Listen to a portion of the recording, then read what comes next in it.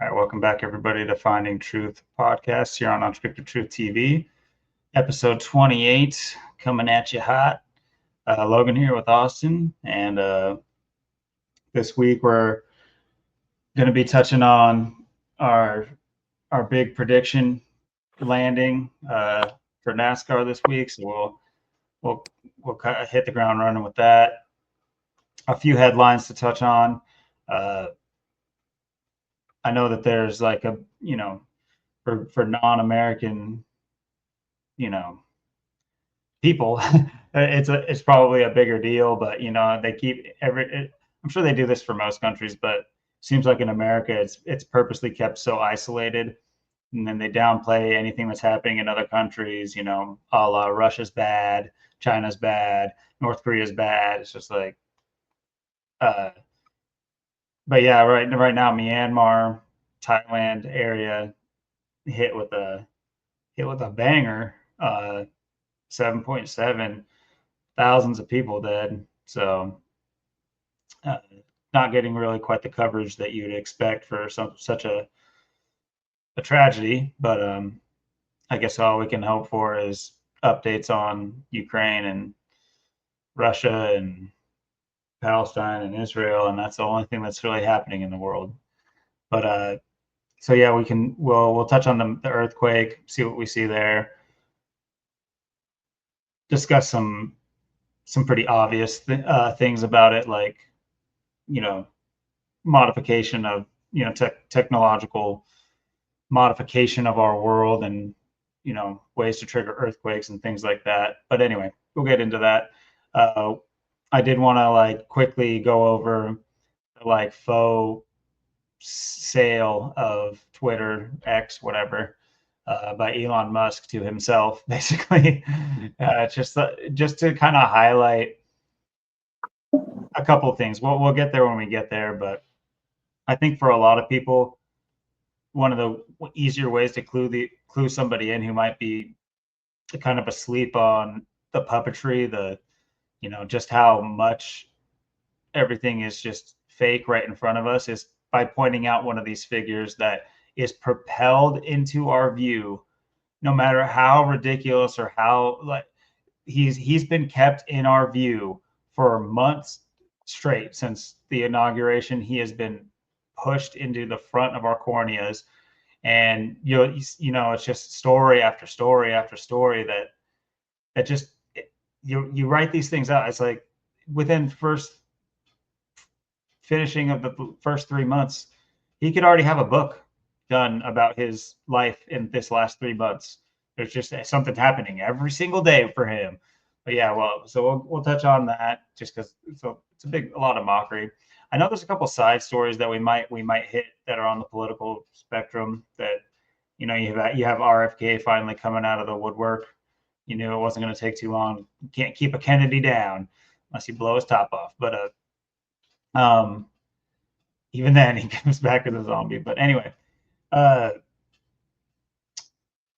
he's been in kind of making his mark recently with a couple of bans and legislation that's moving forward through his office or whatever.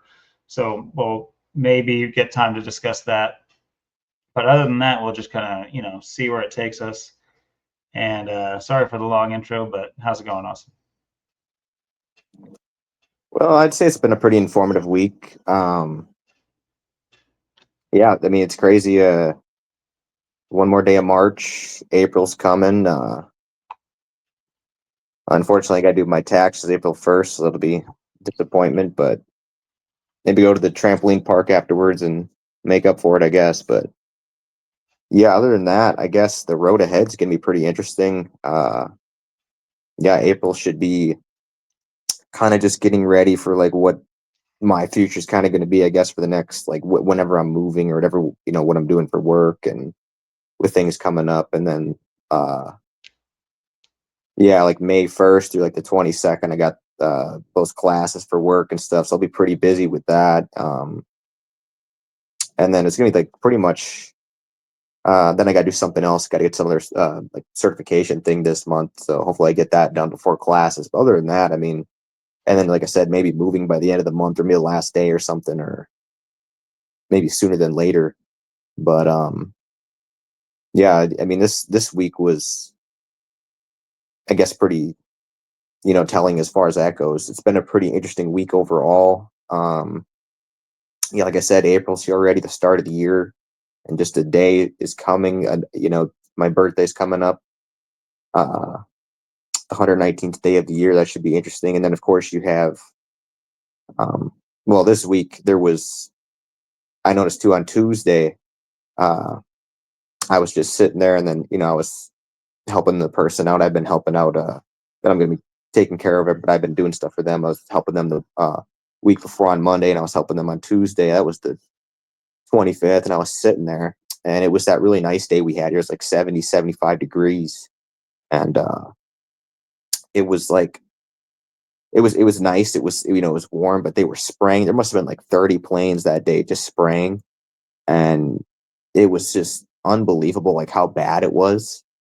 Like it was one of the worst I've seen, and of course, the next day was the day we got, that severe weather and stuff. We got that out of control weather. We got the, uh, tornadoes and high wind and hail and stuff. But I don't think there really were any tornadoes or anything. I know there was, it was like a big rainstorm here. It was like a thunderstorm. But I mean, I've seen stuff like that here. Huge But thunderstorm, yeah, massive. And yeah, it was like, it started out dry too. It didn't start raining. I was outside playing basketball actually, and man, some of the craziest. It was cool to see the lightning, but it was gnarly. yeah, I was. I mean, and I seen it moving in too. Because they were saying like I didn't really know about it. I got the warnings on my phone saying like tornadoes and high winds and hail and you know lightning and all this stuff, and I'm like, well, and it wasn't too bad by then. It was close to 70 that other day when it happened, but it was maybe like in the higher 60s. But yeah, it was kind of just normal. And then I just seen the dark clouds coming in from your area, coming in from the south, and they're just moving in. I was like just following it. It was just tracking it, and it's just yeah, it was in it. I mean, it didn't really. It stormed for probably like 2 hours or less. For the most part, it just kind of moved in. It was with lightning and the wind kind of picked up, and it was just heavy rain. Yeah, lightning, thunder, just uh, I didn't really see any hail. We do get hailstorms here quite a bit. Like you'll get like a hailstorm for like a few minutes or something where it kind of builds up and you get these weird storms. But yeah, this was like just a big thunderstorm. Generally, you really don't get too many of those out there. Like I know, like I think for the state of Washington, we only get like 4 twisters, maybe a year max. So that's like the most we get. Like usually it's like maybe 0 or 1 or maybe 2, but And that's so more like and to Eastern. hear this in March too, to hear it in March, like that's the whole thing. It's like where are we going to be? April, who knows? Maybe May, June, July, August, September, October. What's the weather going to be like then? Probably snowing. Yeah, But yeah, I would assume that like the tornadoes that Washington does get are more eastern. I would just assume because that's kind of how it was for Oregon. It's like Eastern Oregon is the one that gets that type of weather for. Yeah, I don't think Portland's ever seen a tornado. So, um, but yeah, I completely vouch for that. And I was out and about that day, the 25th, the day before when it was really nice. And all things considered, the day of the storm where I live, it still was a nice day. The storm moved in, and like I said, I thought it was. I was outside hooping when there was thundering and it was loud and everything, and it was all gray clouds moving in, but it didn't even rain. It like sprinkled for a minute, and I was like, oh, is it gonna rain? But I just stayed outside playing basketball because it never actually rained. Very humid, but yeah, huge lightning. Uh, Huge thunder, but it came and went, and then it was a perfectly fine rest of the night too. So it was interesting, but it was. I'm kind of downplaying like the thunder was quite often, and it was rolling for sure.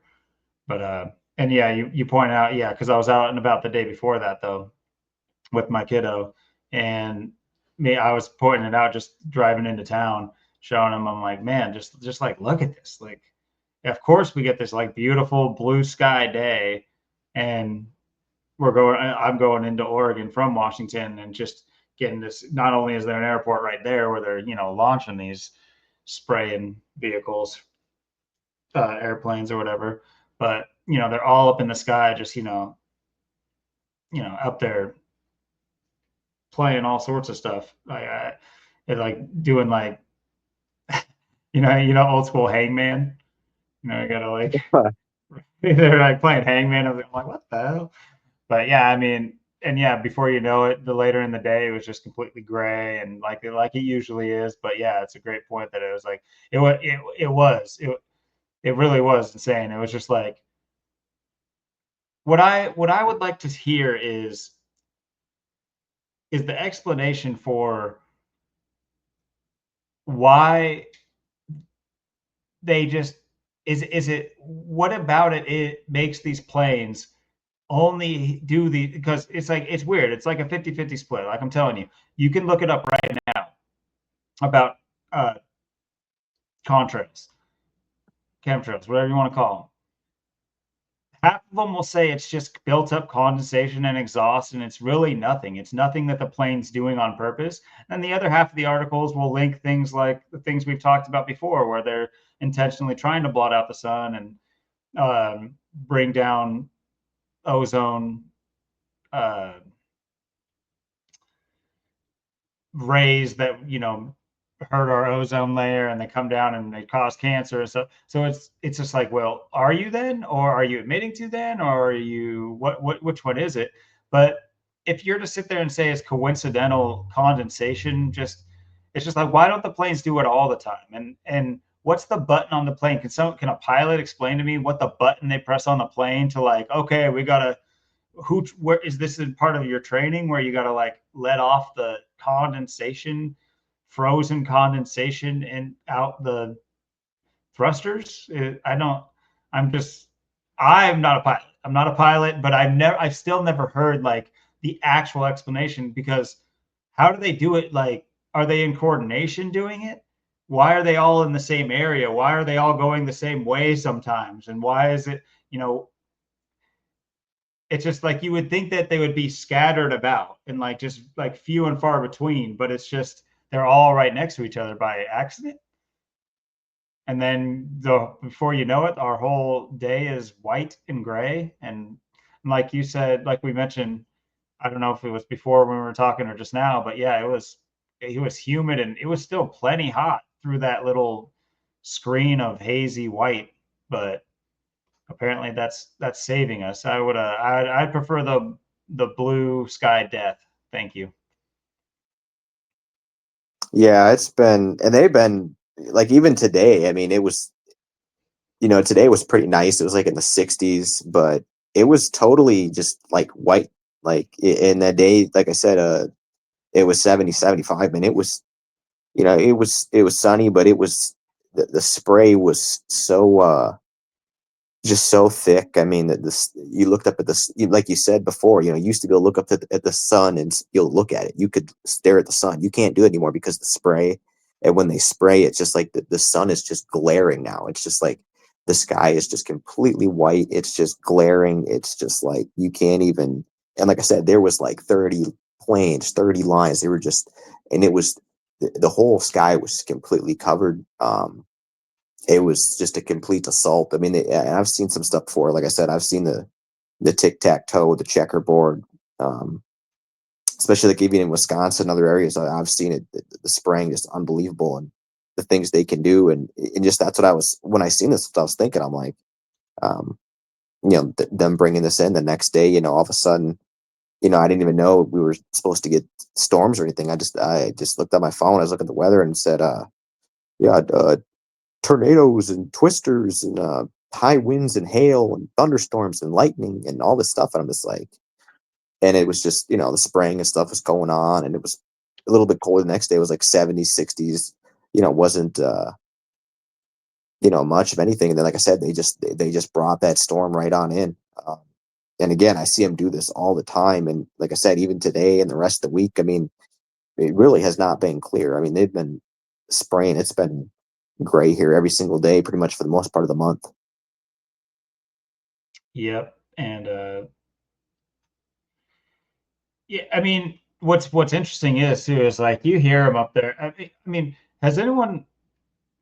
It's just what we could consider normal nowadays. It's so wild. I mean, you know, for 4 or 5 months now, it's just been plane crash after plane crash after plane crash. People, crashing into people's homes. I heard that there was another one.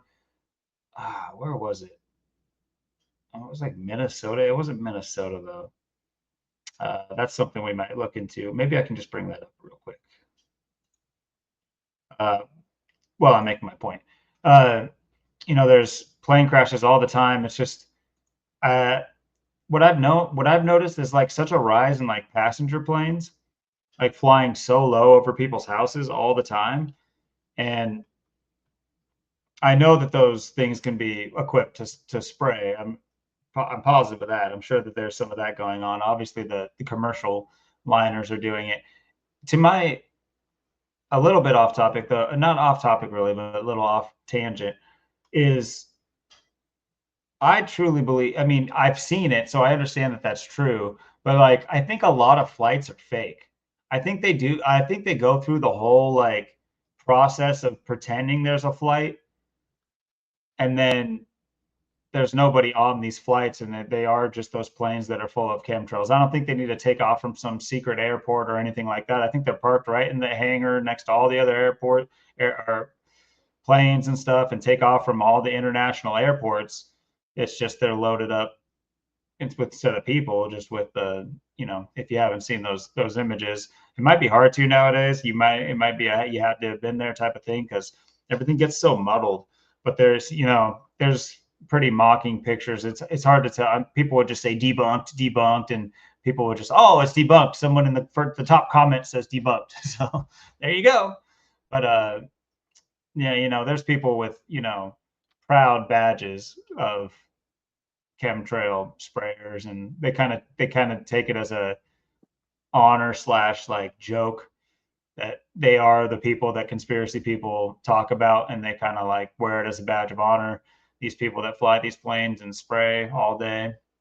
So to me, it's not any kind of joke or hoax or anything like that. But it's just interesting that there isn't more uproar. Never, I mean, it's just, I'm trying to meet people where they're at in their minds. And it's just like, me and you have such an issue with just the act itself of spraying. We know what's going on. It doesn't take much, punching keys on a computer to figure this out. Anybody could just reference their own database in their mind and remember when they were younger at any point in their life. And it's gotten, worse and worse every single year.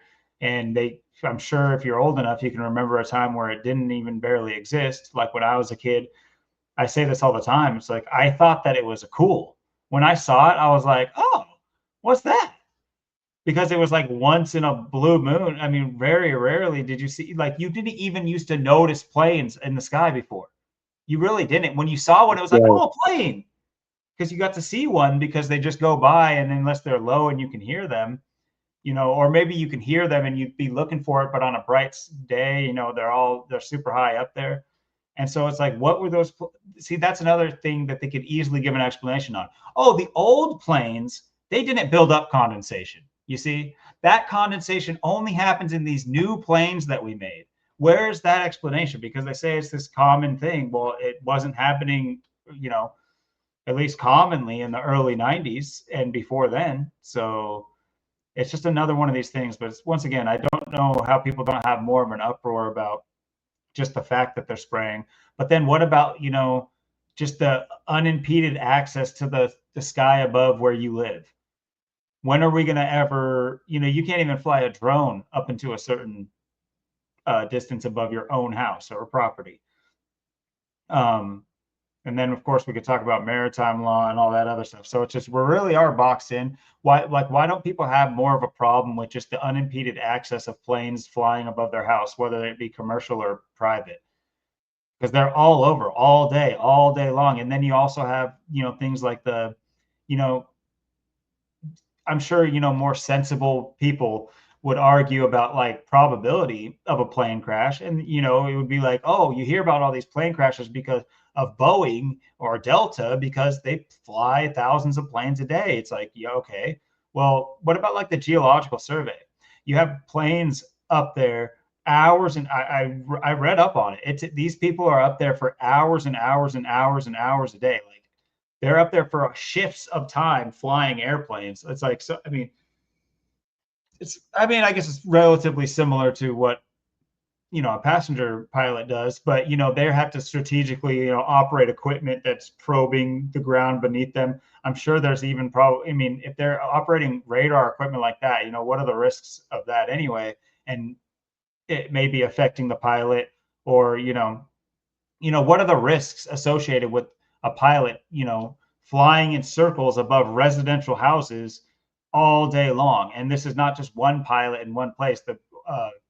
The geological survey takes place, you know, there's hundreds and probably thousands of planes at any given time flying in different areas. It's a widespread thing. It's not in every area at once. They do it like there's a map, and I know right now Oregon is under it. I don't know if Washington is, but that's something I could look up. But I mean, I saw it in Oregon. They're flying right above, just like southeast Portland. It's just like, what are they looking for that they don't know is already here?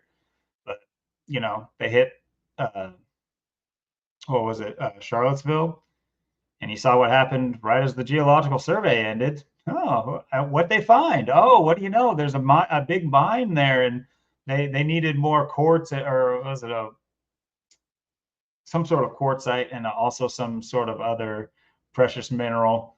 And what do you know? They struck gold there, you know, and wiped out the whole town. And now there's a lot of space to build a nice big better mine.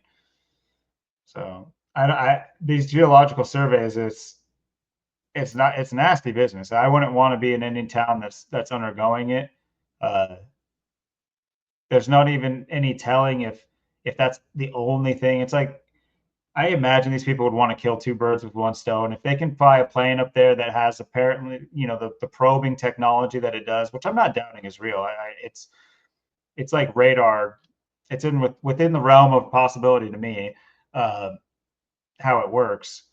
But they need to basically probe the same spot over and over, like all day long, in order to get further and further and further down into the ground where these minerals potentially are.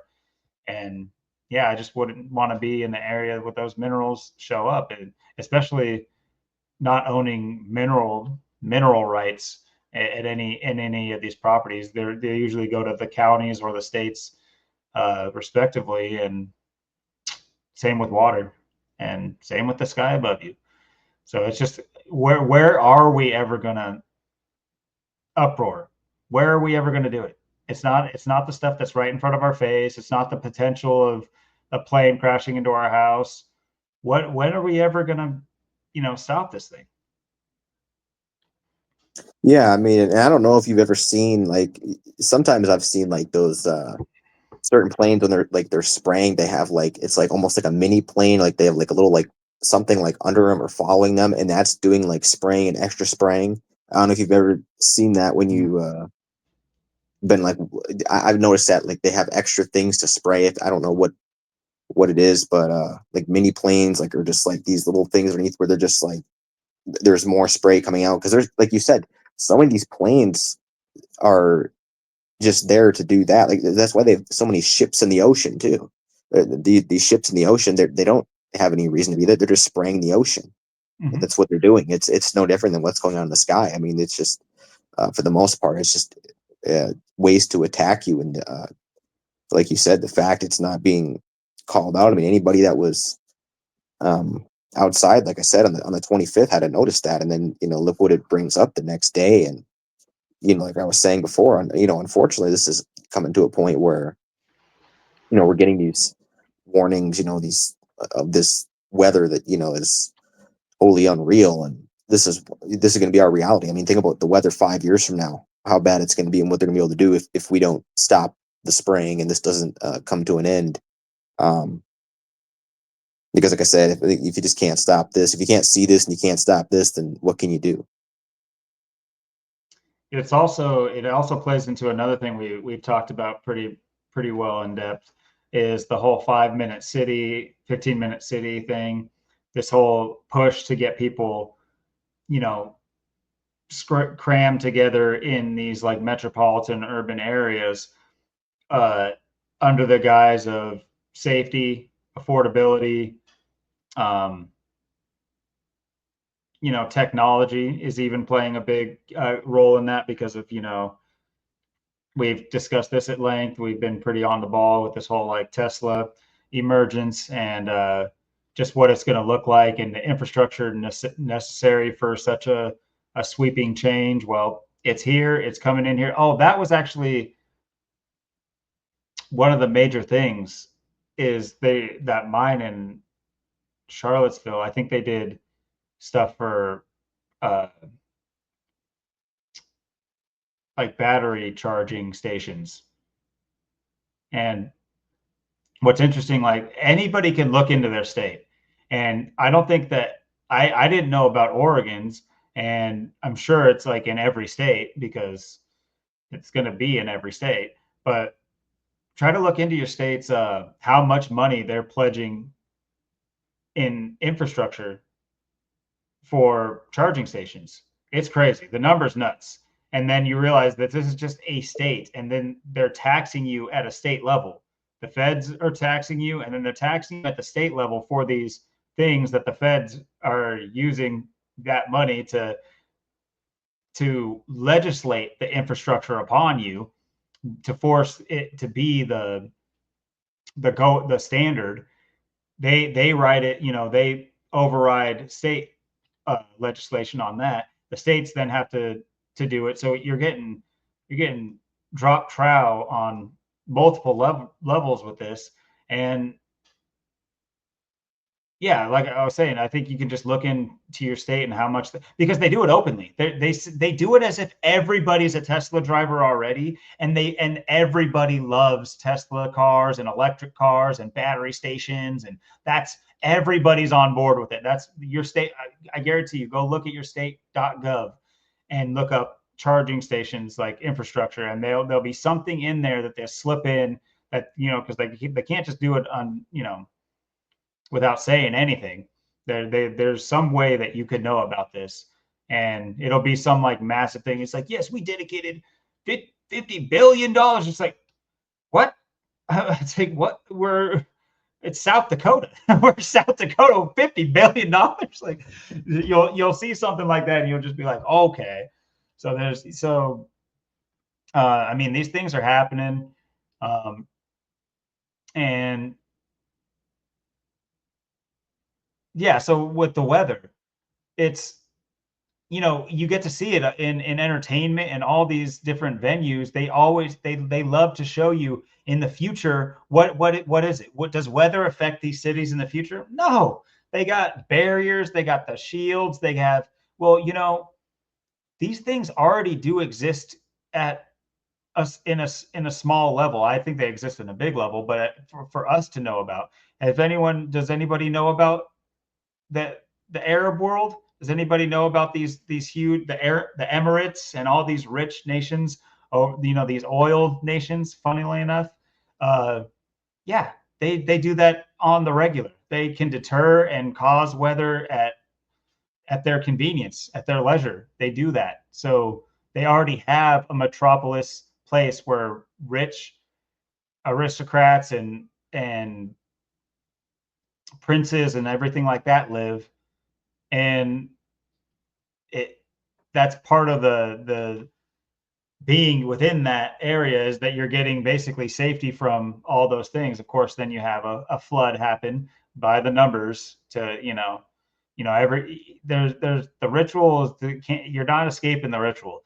The ritual is going to find you if you participate in this sport, really, uh,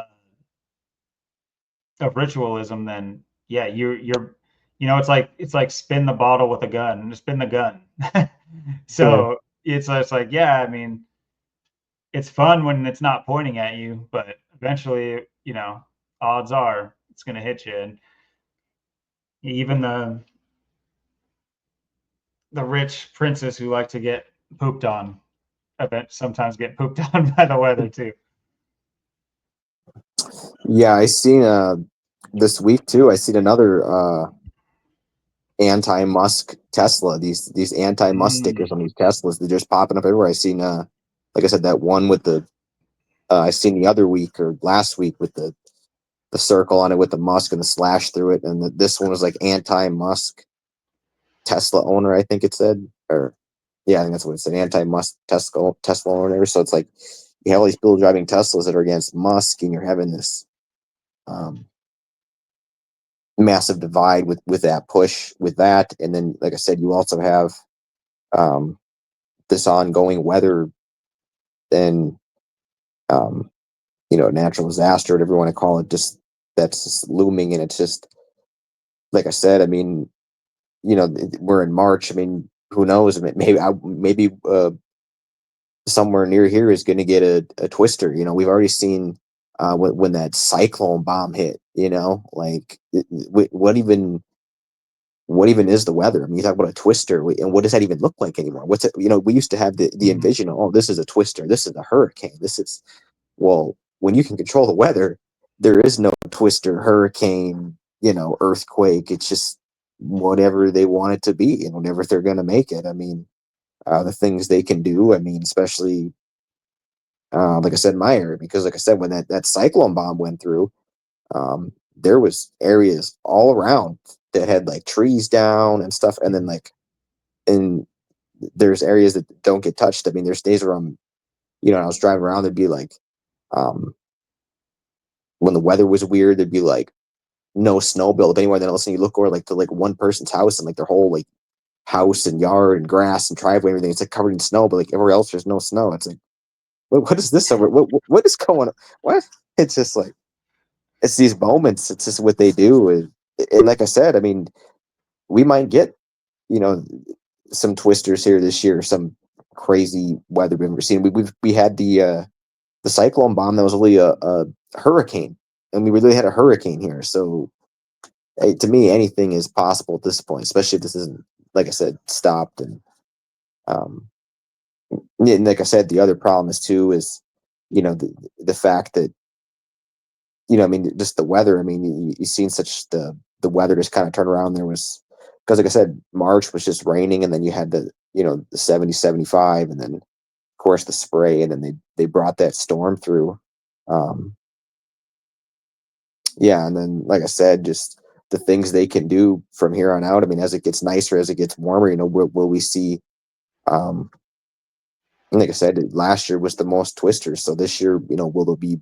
I'm thinking there's going to be more twisters, but I'm thinking there's going to be just more modified weather that we can't really put um, a name on what it is, but it's just a different level of attack they're using. Yeah, I'll kind of go one at a time here. I completely. One thing I'll say right off, with what you ended on there is, it's like, the tinfoil hat to me is when I hear about this weather, I don't sit there and say, oh, thank God it didn't happen. I say, why'd they tell us it was? Why did they sit there and say we were going to have golf ball size hail? Do you understand how destructive golf ball size hail is? Right. I don't care where you live. That's destroying half the stuff you own outside. It's done. If you get hit in the head with that, you're done. You're out. Or you're getting iced. Yeah, So you're yeah, dead. exactly. So I'm not even approaching it from the loss of life angle. Like, damn, my car. Yeah, Take me, not my Honda. yeah, No, but so yeah, they talked about ball size hail. They talked about tornadoes and all this stuff, and it's like, oh, thank God that didn't happen.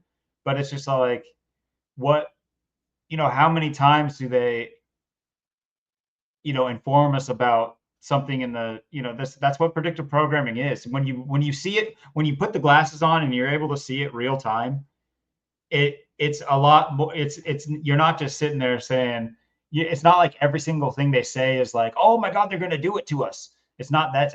It's not that level of paranoia. I saw those headlines and I was outside hooping.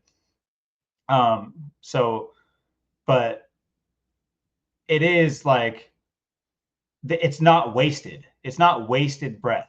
They're not just saying things in the mainstream and threatening storms for nothing. There will be some sort of reckoning that this will hearken to, or they'll hearken to this. And they'll say, weather patterns have been developing oddly in Washington this year. And that makes what happened just now normal. Now, do you understand why it's happening more frequently? They'll say. So I'll throw that out. And then as far as you see in the anti Musk stickers, I saw this story that just kind of like autoplayed. I'm getting a lot of these lately. They just autoplay, and it was like this. It was almost like a local news story, but about the harassment of Trump owners and how they, which by the way, they're using this to change legislation on everybody. Just so you know, the definition of terrorism. So anyway, that might deserve more of a sift through, and because I just know like some of the outlying things that they've done. I don't know the whole like legislation that they've done, but they did it really quick. They just said, "Oh, that's terrorism." So okay, well, anyway, Not like so we weren't terrorists before that to begin with. right. But what I see, it smells the same. It looks the same. I haven't tasted it yet, but I bet it tastes the same. Like all the white people putting Black Lives Matter on their houses. It's like that dinner table, they're not talking about black people. They're not talking about the disenfranchised people in their neighborhood. They're just saying, I sure hope my house doesn't get hit because I put this, it's like putting the ADT sign in your house when you don't have ADT. It's just like, please be fooled by the sign. But yeah, these people are driving around in Teslas with I don't like Musk. Don't vandalize my car. I'm with you. It's just like, that's not gonna, that doesn't fly to people that the type of person that would vandalize anyone's car is not the ones that would not vandalize a car because of a sticker. It's just you have these adults that they are literally going through it. And I'll sit here, and my mom may watch this one day, but she's one of them. And she works at the liberal local college, so community college. So he's like, good luck, that's a cesspool. And I went there briefly, and I didn't go. I did online classes, but I still had to go into classes sometimes for tests and things. And I was just like, oh yeah, this campus is I do not fit in. Let's just put it that way. And yeah, it's very like militant even. If anyone isn't aware, Portland, that was like, peak. I mean, talk about Seattle, talk about Portland. These were two of the biggest Black Lives Matter zones, if you will, in America, which when you think about it, it's just like, we're not even. Anyway, I don't think there's anyone in the state that knew George Floyd personally, but all right. But I get it. You don't need to know the person personally. I'm just saying, like, the movement was like so large here, so far away from the epicenter, that kind of, raised some eyebrows. But obviously you had the Chad or whatever it was in Seattle, and or Chaz. So, but yeah, Portland was completely ravaged, and you came to the city when Zach came to town, and you saw what that does. What, 4 years later, still everything is boarded up. Still everything has a Black Lives Matter, please don't break me sign. It's just, but yeah, it just, like I said, the sniff test is it's just scared white people just doing ridiculous things, not standing on their own morals or their own principles, or if your car gets vandalized, it got vandalized by a vandal. Take care of it and approach it. Don't lie and cower around it, and that gets you nowhere. I see these people, and I'm just like, you're worse than the vandals almost. It's like because you're so stupid to put like a vandalize me sticker on you vandalize your own car by putting that ugly sticker on it, on an already pretty ugly car. But on top of that, it's just, you're giving yourself away. You're a weak minded human being. You really are. And I mean, and I here's what I'll say. I'll actually going to amend this slightly. I don't actually mind an older lady or even just a woman, honestly. And this is where you can separate me and say I'm sexist here and there. I have my own set of ideas and everything. And I think that we're very different. The sexes are very different on purpose and for good reason.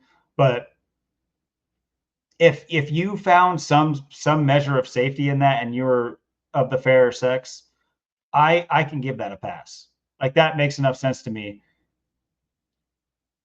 You know, it's harder for you to protect yourself and stuff like that, but you also have to admit that. You can't also be like, oh, I can dunk on LeBron too, but then have a little don't vandalize my car, please sticker. But the men who do it are just these absolute like you should have a Go Musk sticker on your car, in my opinion, or Yeah. nothing. You should have nothing on your car.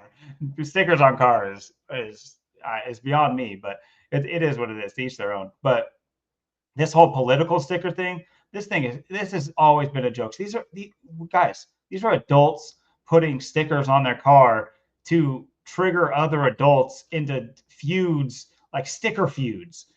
It's like what happened? What did they do to us? What did they do to us? What is going on? And but then on top of that, you know, they showed you too. It's just like a simple hat, you know, a shitty, ugly red hat. It's just it'd be one thing if these things were like so stylish that it like kind of made sense. But you know, you see what wearing a red hat could get you in this country, and it really just kind of shows you how easily programmed we are. You have the vandals who are programmed to vandalize, and you know, under this, under the guise of the destruction of things that already exist to private citizens, that's what's going to fix the issue. Well, here's the thing. If the private citizens feel like all they have to do is put a sticker on their car, they're not, you know, going to their politicians to change legislation. And the same vandals who are going around vandalizing have the same opportunity to form an opposition at the true place of power, these Capitol buildings and everything. Meet it. Let's all meet there. You don't got to tear up my car. Let's all go. Let's all go. You can hop in my Tesla. We'll take a nice ride there.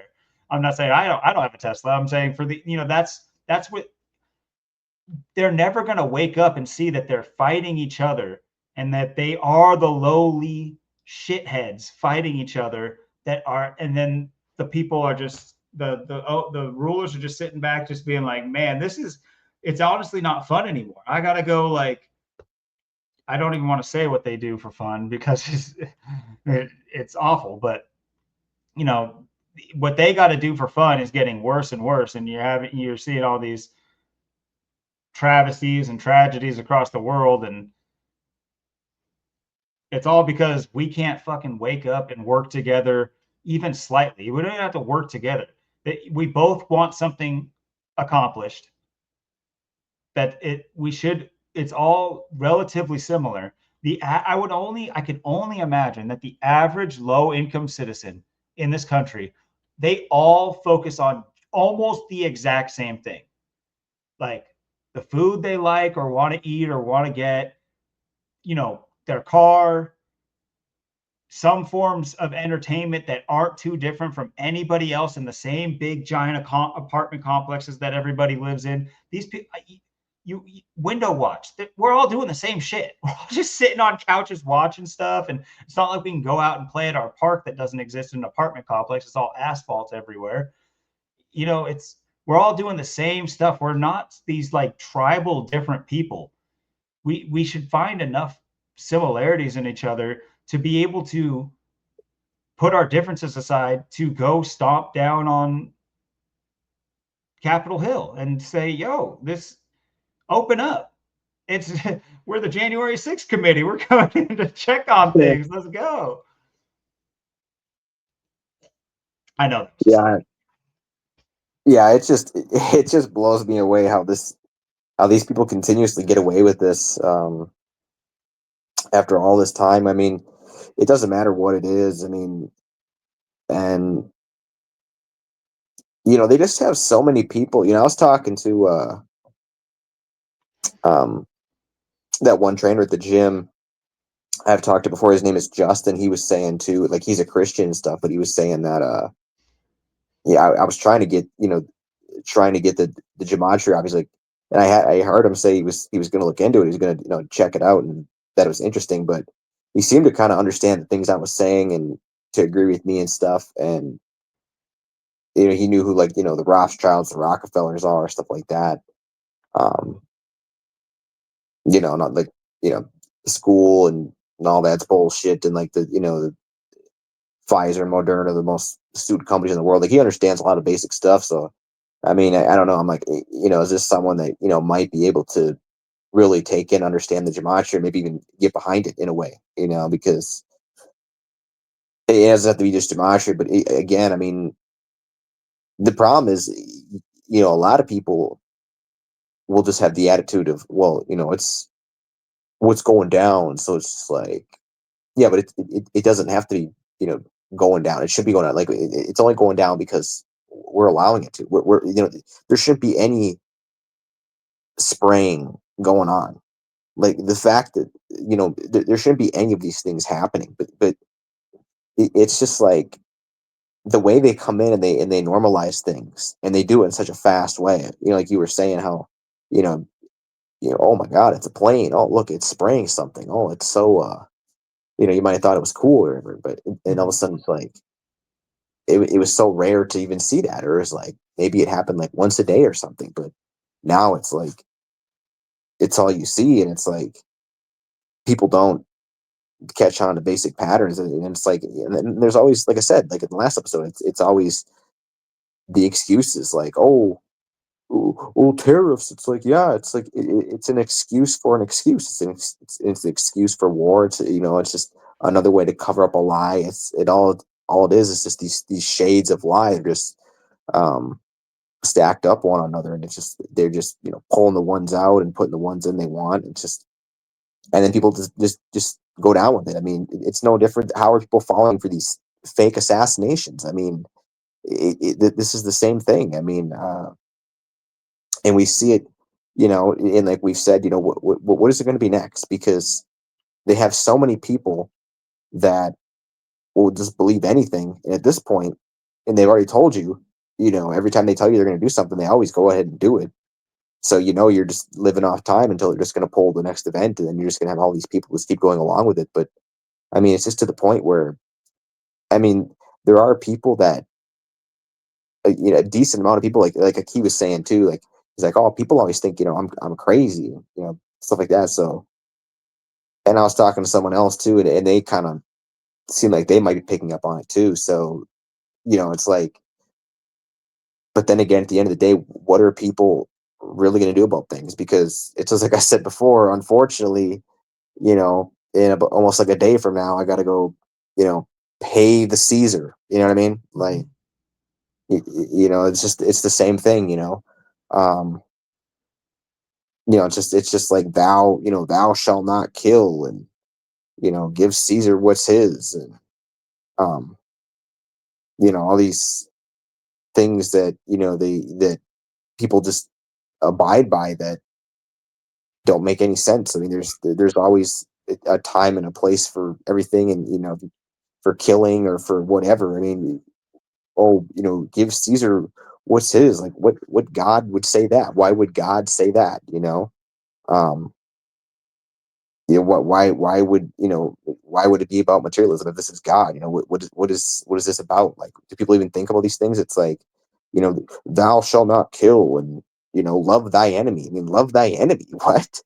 Like, does he make sense? Like, how do you have a God that's not even that's about basic knowledge? I mean, when you think knowledge is power, I mean, things should make sense. It's like, love thy enemy. It's like, yeah, yeah, love Klaus Schwab. He's your best friend. I mean, give him a call sometime. Go have a picnic together. Well, keep in mind that, the Bible, as we know it, is written and rewritten by men who, oh, in powerful positions with pens that were, mightier than swords. You see the effect of these, historical texts, historical documents and texts, and biblical prophecy that was written back in, when Greek was in its heyday, or Greece was in its heyday, and Rome and things like that. And I say Rome, I say all these things with kind of like because I can't just say it. I can't, I could literally talk your ear off if I'm a tangent go oner. I can just hop onto a tangent and hop off and hop into another one because it is so connected. But yeah, I mean, just mentioning the Bible, it's just, you have to understand that this version of the Bible, and I'm not saying there's versions of the Bible that are, oh, that's the real one. That's the one that is real, that God literally did. I'm just saying that reiteration of it, basically they what they try to push onto you is that at one point this was the liturgy of the Bible, the Old Testament specifically, was for, the old guard. It was for the tenured priests, and they disseminate uh, the teachings down to their lower priests and so on and so forth. And then come King James, and the that was the big deal about printing the Bible, and why the Jesuits wanted him dead and tried to blow him up, and Guy Fawkes and that whole thing. And once again, I could jump on a quick tangent, but I'll stay on the boat. But you have to understand that these people in power, that the Bible as we know it is written for us to read, for us to read. It's just, you're not having high priests, use the King James version and are just like, oh yeah, this is what God wrote. They are well aware that men wrote it for other men. And what it is I, with the thing you're saying, give Caesar what's his. And it's, the way they can spin that is virtue, is they can pigeonhole you into being as virtuous as possible. And virtue and naive are very, they're a hair apart. You know, it'll tell you to be so, it'll make you feel like you should be so virtuous that you should allow a murderer to murder you because that's what he's doing, and that's what, it's about what you are doing. You'll be going to heaven, so you shouldn't be worried about this earthly body and potentially killing him too, or like worry so much about that. Maybe a poor example, but things of that nature, being robbed. It's just like, why are you worried about having your worldly possessions? Be virtuous. Jesus was virtuous. Be virtuous. Um, and that, I'm sitting here on the fence. I'm sitting here on the fence because part of me does actually believe that this is a testing ground for us to show superior fortitude in certain ways, physically, mentally, all sorts of different things. But the dissemination of the written word, to get it into all our hands, is to make us a sheep, is to make us what is Jesus? He's he's the shepherd of the flock. It is legitimately to make us a sheep. What I struggle with is, would I be beholden to a God that would value what I deem personally, which, if God showed himself to me right now, I would say, all right, you got me. I was way wrong. Okay, cool. That I'm open to that. But at the same time, in my head, there would be no point for a God. There would be no point for a flock of sanies. It's like, why would he, say he has an ant farm. It's like, yeah, we all have our purpose and everything like that. But an ant farm is just an ant farm. What is the ant farm doing for him? We don't produce anything for him. We don't do anything for him. And then of course you have, in the Bible it talks about, the potential for you to rise into heaven and be next to God. And what does he want? To pat you on the head and okay, go do your cloud life, go live your cloud life. Or, and I'm obviously being facetious and being purposely, anyway, sarcastic, but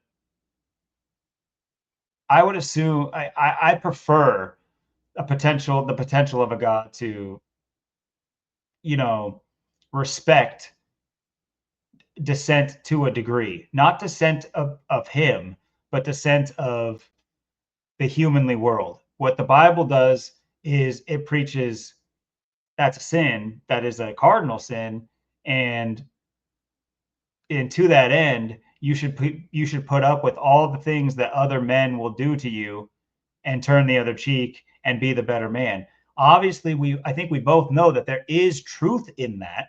That yes, at the end of the day, so like let's take it from such a big deal to a smaller deal. Never mind killing, never mind robbing. Let's just say an argument. Have you ever been a spectator of like adults arguing? I've been a spectator and I've been one of them. You If you have any morals, eventually you will look back and say, man, I look stupid. Man, I thought I was so right. And even if I was right in the argument, yelling with another dude just in public, or your girlfriend, or whatever the situation, these things are not, there's nothing to be proud of there. You didn't win that argument. There's no winning in that scenario. Of course, I'm very human and I still have issues and things like that. But as long as you have some level of self-awareness, at least, to realize that, so point being, in those aspects, yeah, stoicism does have its validity. But to just be a pushover for Caesar, let's say, let's quote unquote Caesar, because Caesar still exists. It's a title, it's not a person. um yeah, I don't think that that is a respectable goal for somebody looking to ascend into a new position in the metaphysical. Let's just put it that way. And I wouldn't want to be a part of it. If it's just full of a bunch of sheep, man, it's so hard to like say things that like, I'm not trying to damn myself right now, but I might be. Whatever. What it is, what it is. No, I feel where you're coming from 100%. I mean, it's like you're saying how, you're on the fence about things. And,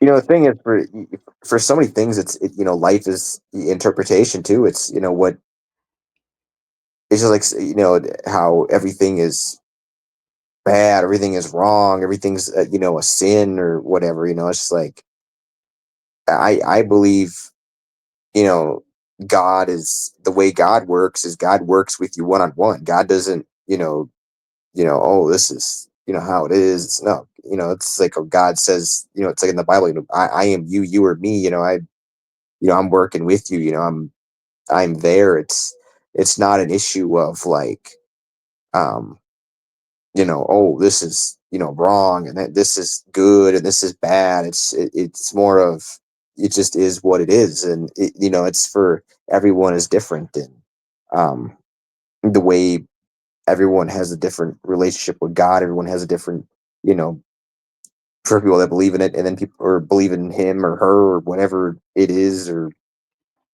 they are, or whatever. I mean, if it's multiple gods, or it's just like, it's that spiritual side. And then you got the other people too that, if you say things, it's like they don't really, it's just like, that's why some people don't want to, oh, well, numbers, gematria is evil, it's bad, it's no good. It's like, well, how can you, say that when, we've backed up our point how many times with things? How many times have we proven our point that the numbers are truth and factual, and there's patterns involved, and this is how things actually are. It's like, and that's one thing too. Like I would, the guy I was talking to, Justin, he and the other person too, they understood too that, sports they're all fake, they're all rigged, they're all scripted, it's all the same. And um, yes, I mean, that's the thing. I mean, there's a lot of people that, have an idea about things, but And then there's just certain people that just,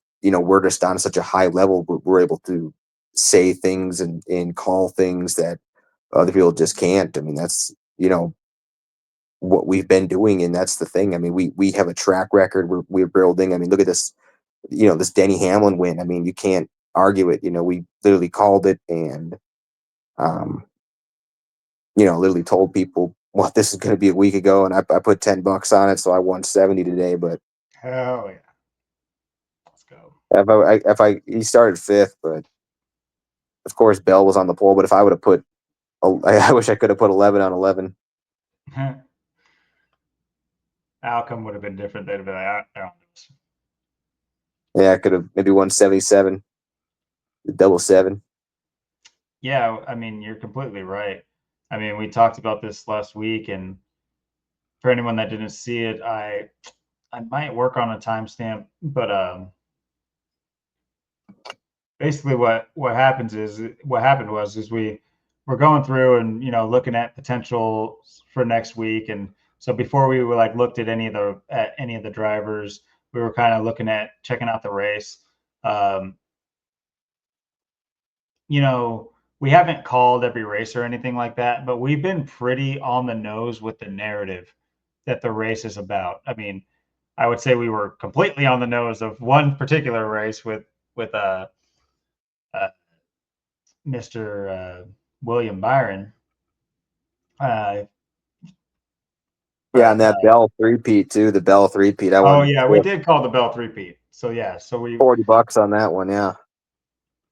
so I feel like we've been, for some reason, we're kind of tapped into this and we're able. I mean, I almost want to say it's easier. I don't know if if that's just how it works, or we're just right on the money with where the ritual's going to be at. So I think that may be, because we're we're basically legitimate storm chasers. It's like we're talking about twisters and Absolutely. everything. That's what those movies are about. Is like it's like government storm chasers, and it's like, what the hell is a government storm chaser? I'm sure that those people are getting the foreknowledge of where the Doppler radars that but they're they're ones making the storms. We're not making the storms, so we don't know what the storm is going to be about, where it's going to hit, what it's going to be, where it's going to affect things. All we, so we're going into it completely, kind of,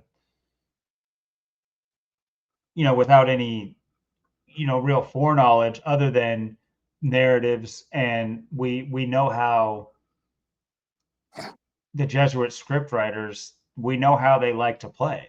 And we saw races earlier in tribute to the Pope when he was all feeling icky, um, and things. And not to say that they are all not in tribute in some way to the Pope, or at least the position of the Pope, not necessarily the person, the ugly dude who's taken up the mantle at any given time. I think these things, statuses, go far beyond who is the actual one. Just like I said, the Caesar is a title.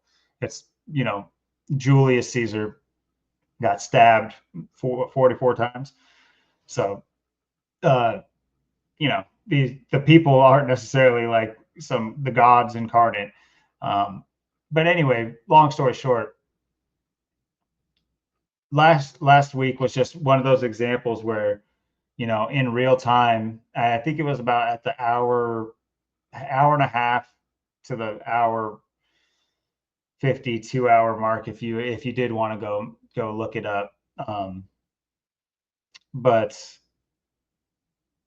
we just went down the line. We saw where the race was, and it kind of the dominoes fell from there.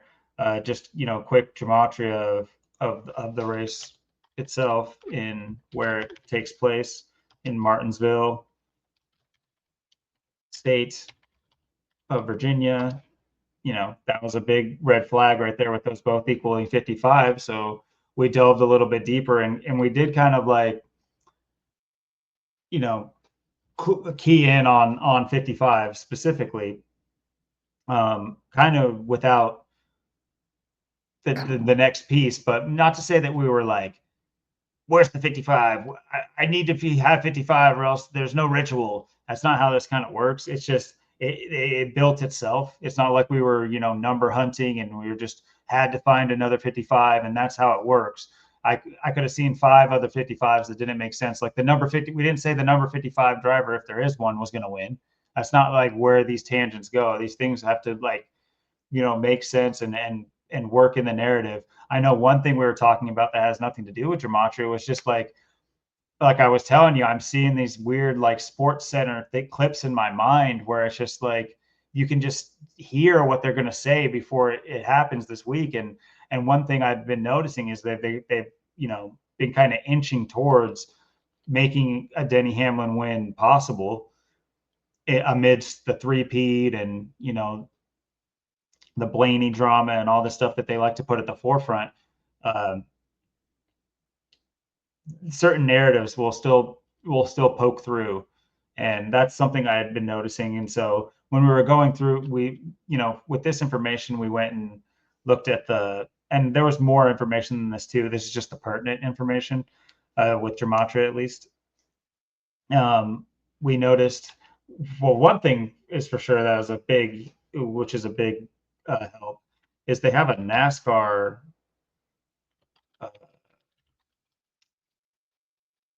I wish it came up. What would be the stats? Was it Racing Reference? It should have been on this computer. Yeah, it was this one. So this was a big thing. I didn't know this existed before. Like literally until last week, I didn't know this existed. This made it possible to go and easily look up where racers have won as most often, and we did that because Austin's his knowledge about NASCAR and knowing that Hamlin's won here relatively often for as often as racers can win races. It's anybody lining up. It's still rare that you win. It should still be rare that you win. That's what makes the three-peat so crazy. But yeah, just him bringing up that he's won here quite often. Denny Hamlin, that is. And He didn't get a win there in 10 years. It's just like, Satan, the 10 and the 55, 10 years. Exactly. And that, that was in the back of my head too. That's not to say here and say, oh, Denny Hamlin represents Satan. I know that. I know they're doing a Satan ritual. It's just, there's veneration in different ways. And believe it or not, that's one of the things that shows up, quite often, is even if it's not the main focus of the decode, if you will, they like to get their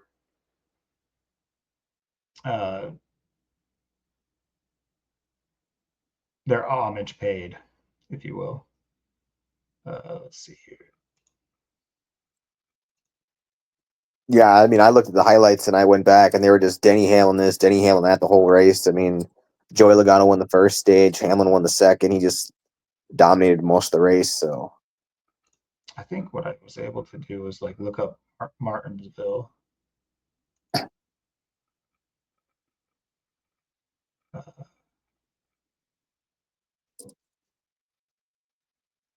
yeah, I don't know. he's led over like 2,500 laps at Martinsville. Yeah, I mean he was winning the whole race. I think Stenhouse. Where did he end up? Wait, what? Oh, it showed me he was leading for one lap. Maybe it wasn't at the end of the lap. It was just during the lap. Okay. Well,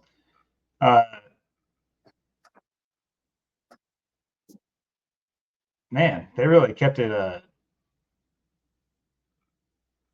tight to the vest. You even had Josh Berry in there. Maybe they're not done with his character. But anyway, there's a way, I won't be doing it right this minute, but I guess. But anyway, in one of the ways I looked it up, I got this website and it showed, winners at Martinsville and how many, or maybe it was just Denny Hamlin's overall wins. see.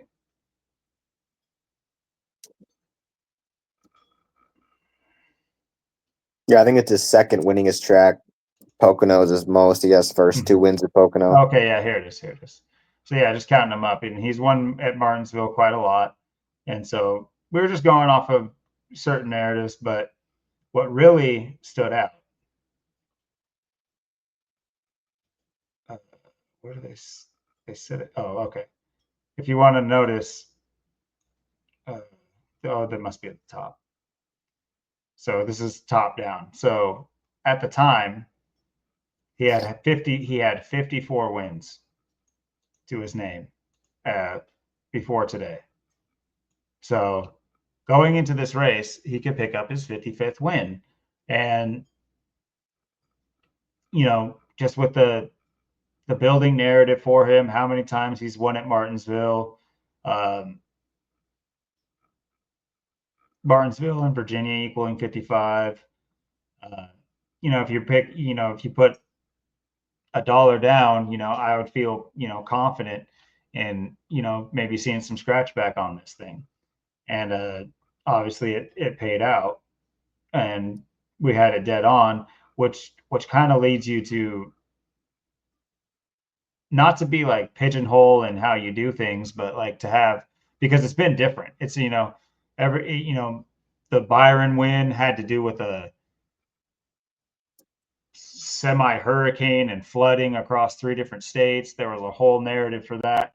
It's not some cookie cutter process that it's just like, oh, do this, do that, and it's done. But there is a level of that. But when it comes to certain narratives, you kind of have to have your finger on the pulse a little bit of where they like to go with these things in order to make any sense of it. And as far, I will say that it's Zach's teachings that that make me remember to look at certain things like this. And this was you reminding me, as far as like we're talking to each other and I'm actually the one on the computer doing it. Not that anyway. You're we did the decode together. It's just when you brought up how many wins he had, it reminded me. I was like, oh, that's a pertinent piece of information we should go look at. And what do you know? He's sitting on 54. He wins his 55th at the 55 state.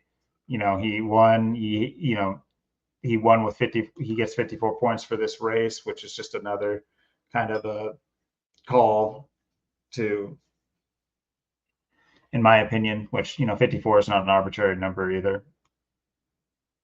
But and he does it in his home. It's his home state. He does it on 33. Yep. And I mean, this is 2 races or 3 races ago now. Man, time flies. Holy crap. You have the Masonic race. You literally have a Masonic race, the Shriners Children's 500, just openly. I mean, I think the checker flag means a little bit more in that race than other races, wouldn't you say? The black and white. Oh yeah, I mean, especially when a name like that, because it was weird. Because when this race popped up, dude, there wasn't even like a name for it. Like most events have a name. Like when I was looking for, because I went to go bet too on it on Saturday, and like, oh, we don't have a line for that yet. They didn't even do qualifying. I was like trying to give them the name of it, then I came back, and then I'm like, it's like, what's the name of the event? Because I was looking like, because they all have like a name, like the Pennzoil 400, the Shriners 400, whatever. This one, like, it was just like the NASCAR Cup Series race at Martinsville. I'm like, well, it like doesn't even have a name, so I had to like make sure I was like betting on the right thing. I'm like, I didn't.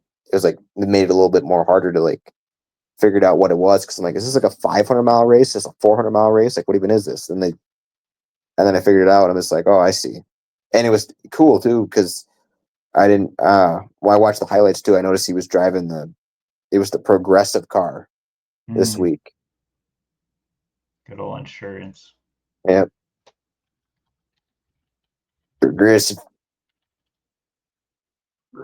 Well, 63. It's a pretty satanic number. The 144, like Jesuit order. 153.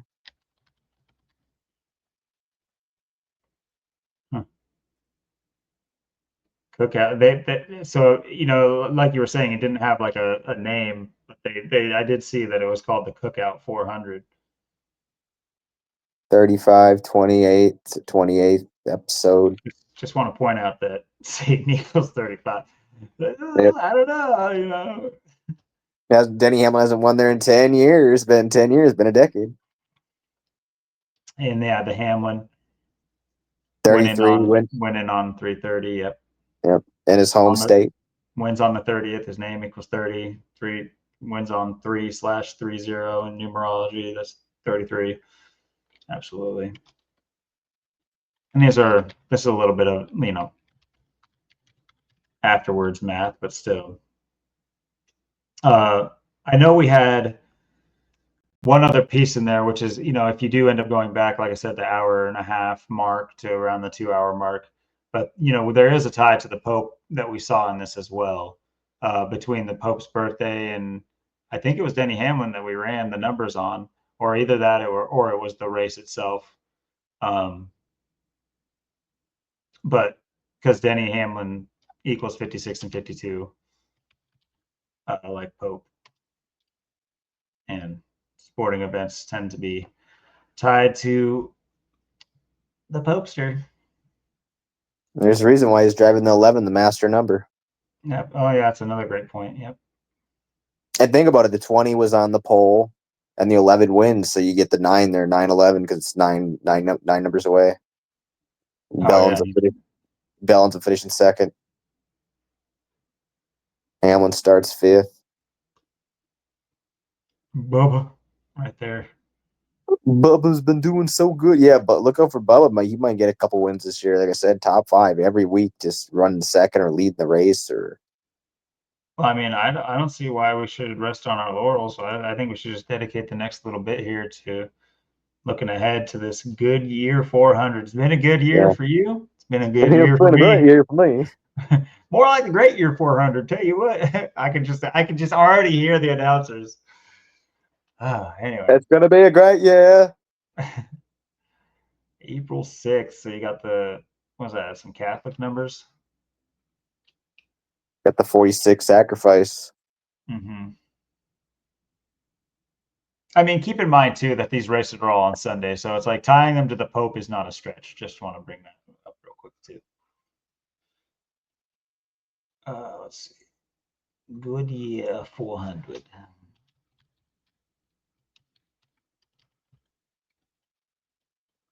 Hmm. 45.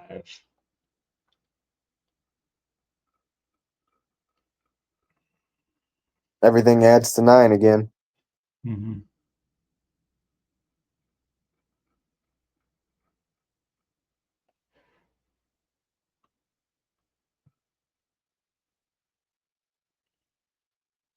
Where's the race at? Good point. Darlington Raceway. Ooh, Darlington.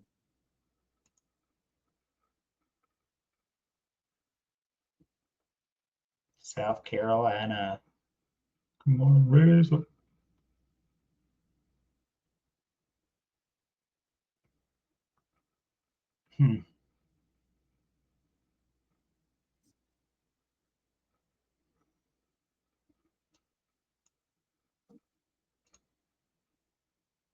Go to the 4.7 star reviews. 4.7 star reviews, capacity of 47,000. Okay.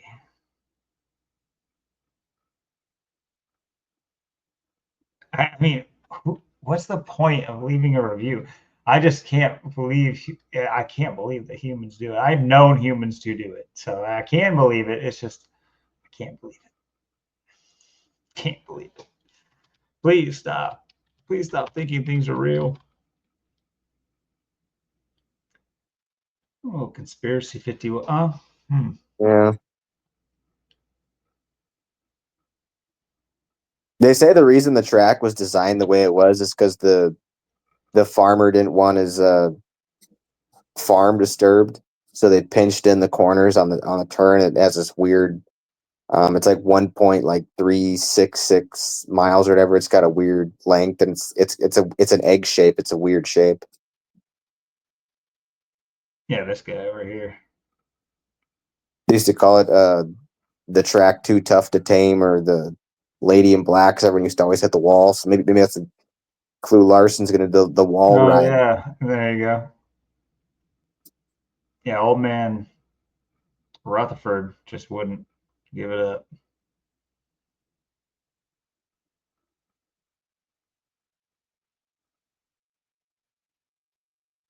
Hmm.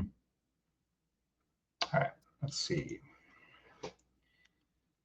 Darlington SC. Well, there's that 55 again. Yeah. Danny! Danny! Danny, we need you one more time. Not worth putting down there. So 78.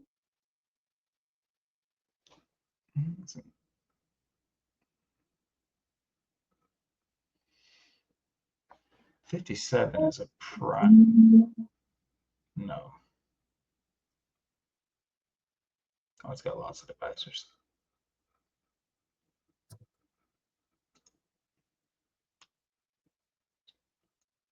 It's just SC. Logano? That 22. Yeah. That could be a stretch, yeah. Let's see. Let's keep looking into it.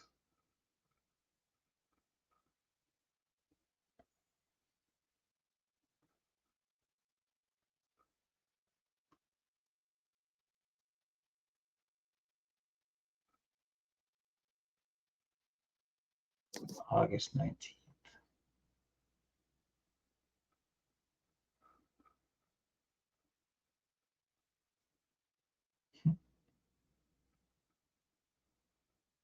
Darlington.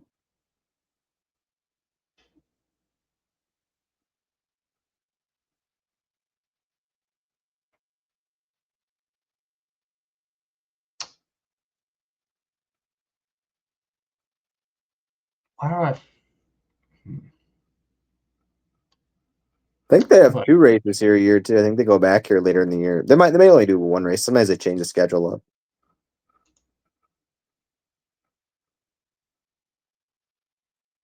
let's see here. Danny's won at Darlington.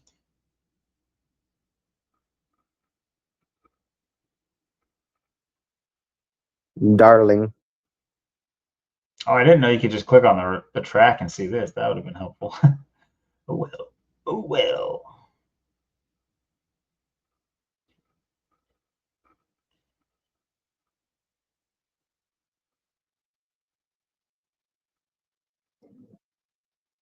Lake Speed. Yeah, Lake Speed. What is he going to be when he grows up? No one knows. Speeding on the lake, I tell you.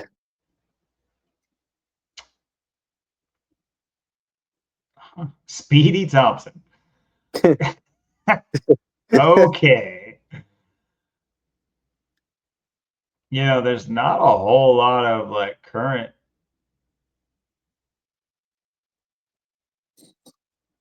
Truex Jr. one here. He's 1 year twice.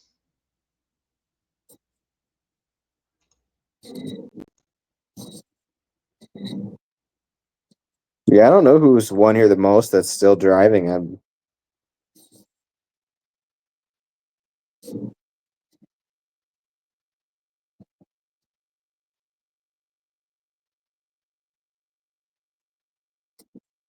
Oh, wait. Is he not racing right now? Who's that? Martin Truex Jr. I saw a little like Oh, article about. he retired. Oh, he But just. he did run he retired at the end Oh, of last year. He did run the 500 though. oh, okay, that's what that was then. Okay, interesting. Yeah, because I seen that too. I'm like, wait a minute, I thought he was retiring. I thought he was retired. Then I seen he was racing. I'm like, oh, I see. Well, I don't know. Denny Hamlin's 1 year most. New three-peat. Let's go. Yeah, because if he wins again, that's 56 wins, right? 56. Yeah, that's very. Whoa, what the heck is that? Yeah, didn't need to see that. Yeah, Denny Hamlin's the winningest current driver at this track.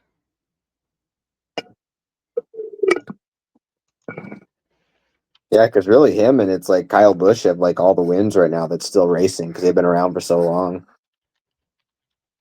Was it Darlington Raceway?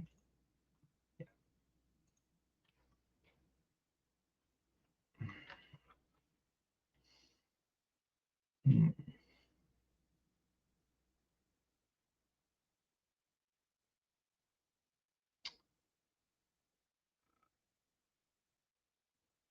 And it's on April 6th.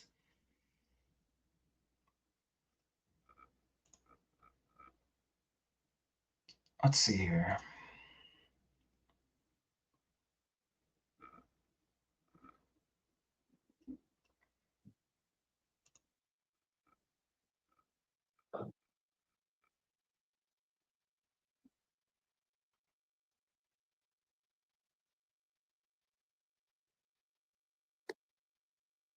I guess I could quickly type in the, I don't know if it'd be anything tied to the president. Well, let's do some date calculations. Would you believe that I forgot the Pope's birthday? December 17th.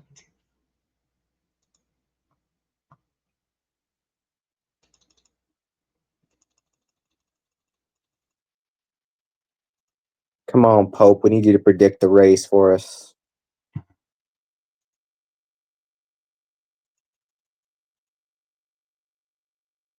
Where are you, Starlington? It's 110 days after his last birthday. 110, like William, like Nirvana.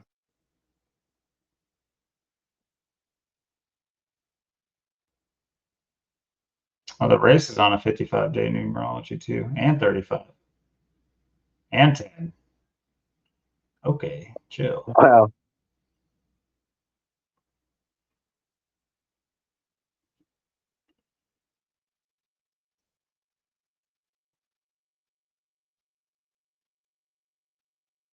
'96th day of the year.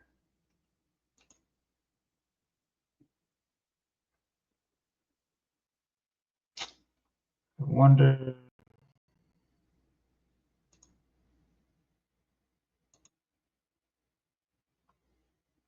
Let's quickly go. Oops.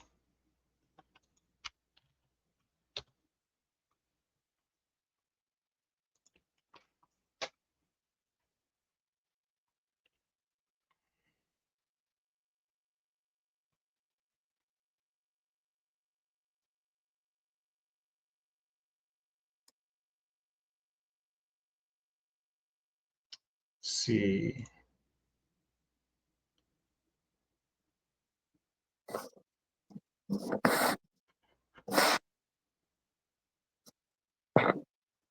What's Denny?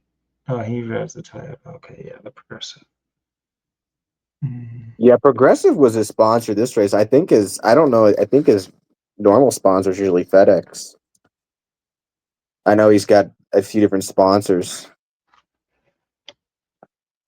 FedEx. FedEx.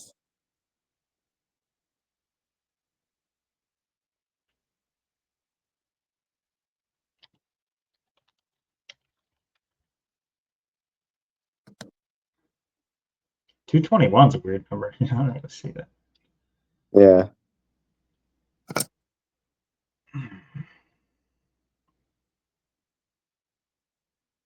I drive the FedEx.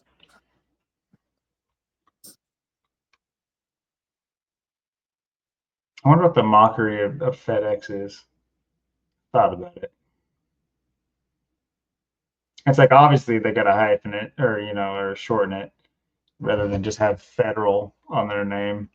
because they knew that the word federal would run out of favor. Just like think about it. It's just like there's lots of businesses that used to have like federal in their name that don't have it anymore. It's like they changed their name. Yeah, it's like the city federal way here in Washington. You got the federal right there. It's FedEx. It's like you're an ex-Fed. Yeah, that's what I was thinking. It's like, is that the mockery? Is that the joke? Right. Let's see.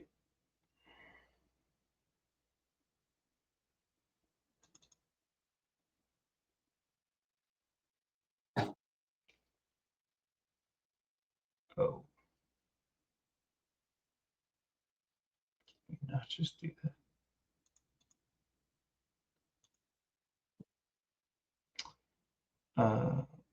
It's Denny Hamlin's birthday. When were you born, Big Denny? I was just seeing if this one had like sports reference type stuff, but it doesn't. Oh well. James Dennis Allen Hamlin. And he's 44.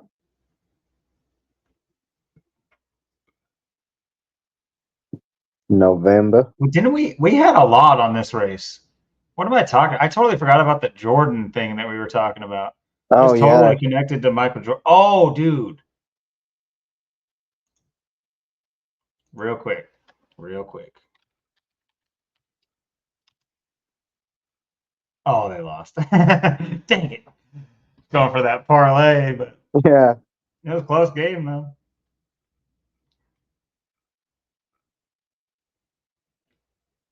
They hung in there. Good job, Lost guys. by 4. We're proud of you.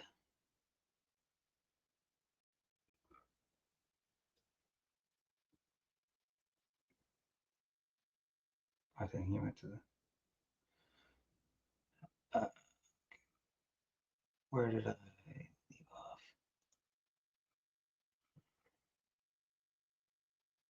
Yeah, I mean, please do. If you guys missed it last week, uh, like I said, the hour and a half mark, or maybe a little before then, or you'll see what we're talking about at that time. But I mean, there's a whole thing with like I think Jordan's birthday and things to do with him. I know some of the gematria of Jordan. Uh, Yeah, I totally forgot about that too. I forgot because he's always changing his sponsors. there Different was paint teams.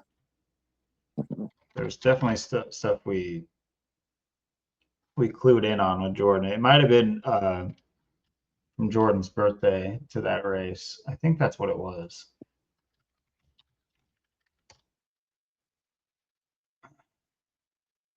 Businessman. He's a progressive. 62 years old too.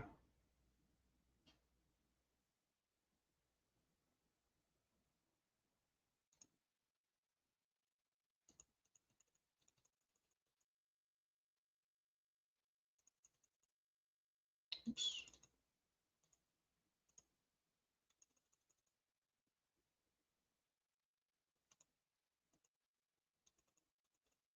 Why do I keep doing that?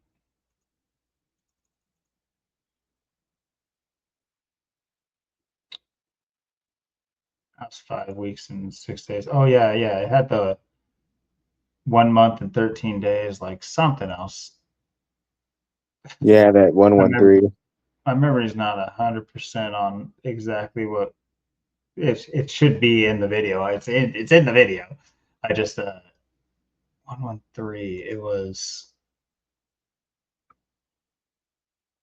Hmm. I won't pretend to remember, but yeah, there was clues from Michael Jordan's birthday, which in case you just think we're just coming out of the woodworks with Michael Jordan, he's like the co-owner or owner of 2311 Racing. Obviously, they race the 11 car, but it's XI 23XI, so Roman numerals.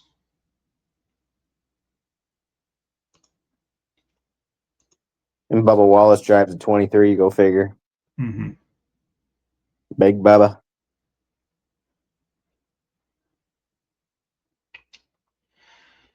Yes, I mean this could use some more digging. Let's see. Let's go down a list. Let's see. There should be a way of looking at this series. No.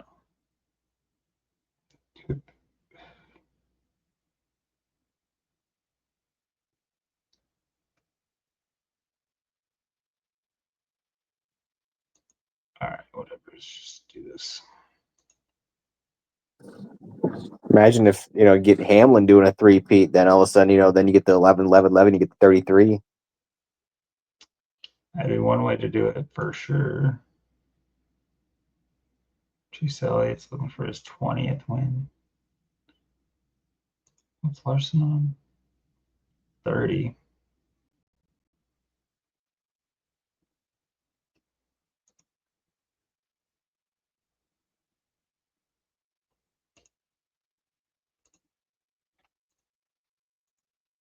Add.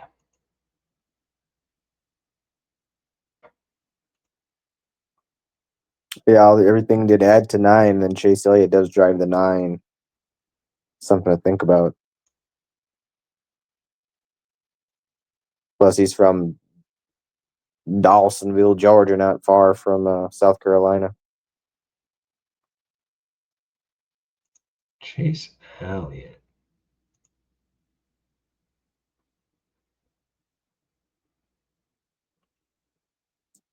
It's like Lake Speed and Speedy McGee. It's chasing. Chase. Chase is on the case. I go to Chase Bank. Mm-hmm. I chase my bank. If there's a Chase 500, dude, it's just gonna be like that.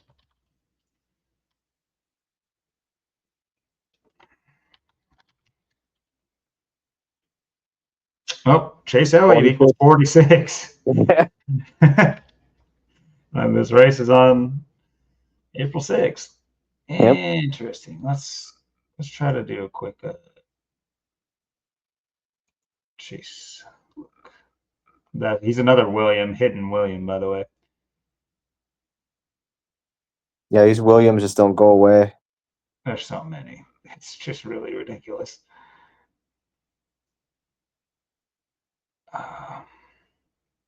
William Clyde Elliott. Let's try it. Such a Clydesdale. Yep.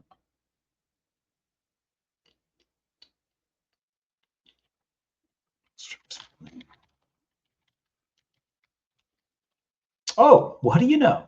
Well, there you go. Why would they hide his name? His name's Chase. Okay, it's not his name, but his name's Chase. Okay, don't look into it. His name's Chase. God. This wouldn't be any kind of like. It's got the 84 too, like Jesuits got the 201. Yeah, it does. April 6th.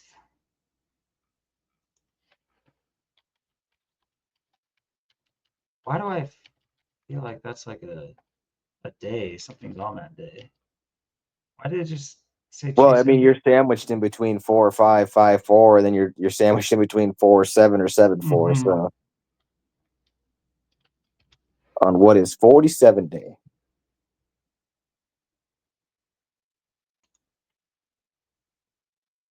Oh, that's why.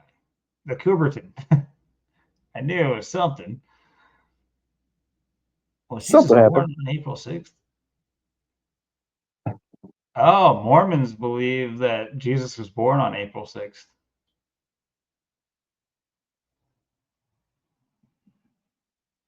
Born on the sacrifice. Makes sense. Yep.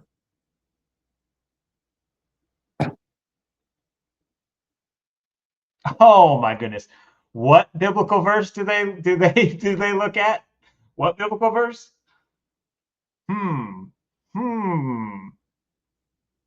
Interesting. Can you see that? I don't think I can even see it from here. Share my bad. Maybe I should I think I lowered this again because personal use. But look at what verse do they? Oh, there it is. Particularly Doctrine and Covenants 20, chapter 1, or chapter 20, verse 1. That's where it says he was born. All right. I'm about to say put $1, but I'm not there yet.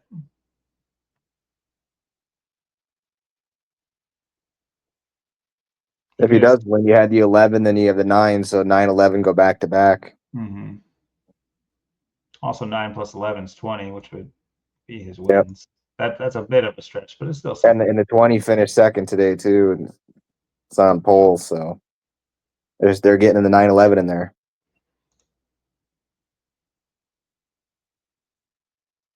I mean, William Clyde Elliott. His name's James. No one would ever call him William Clyde Elliott. It's a Clydesdale. That big horse face. Why the long face, William? Let's see, Hendrick Motorsports.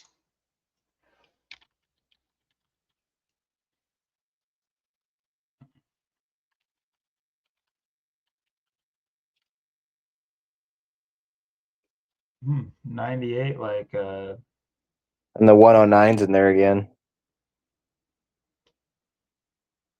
Yeah, just like Chase Elliott. Interesting. Yep.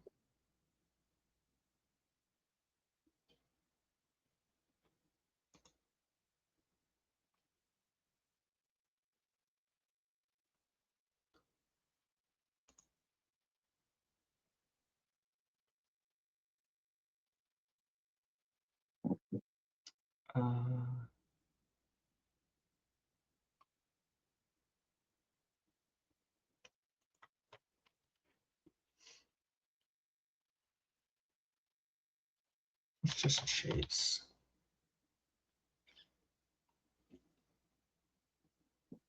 $27. 99. How old is he? He's 29.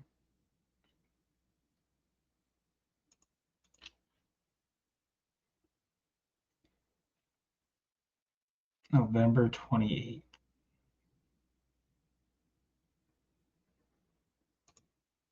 Yeah, he won the championship the year COVID happened in 2020. Well, that might be interesting. So he wins.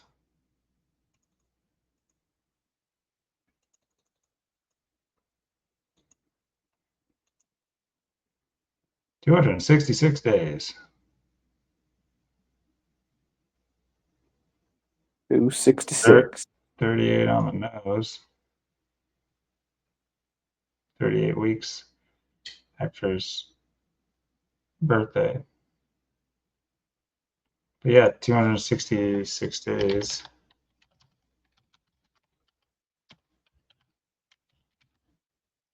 Just like the Jesuit motto, Isus Hominum Salvator. All roads lead to Rome, and that dirty little Pope. Wonder what his sponsor's gonna be for the race. Let's see.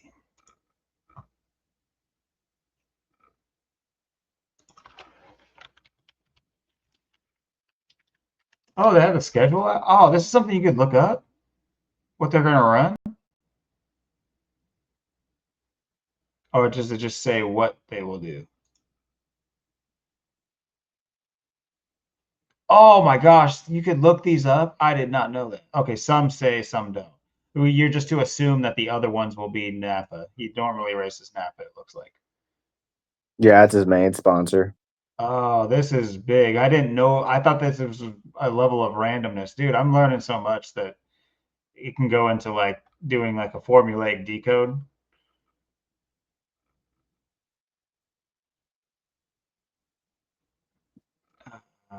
So it looks like it'll be the Napa. Oh, no. Uni first. Uni first. Yeah, right. There's that 55. Yep, 44.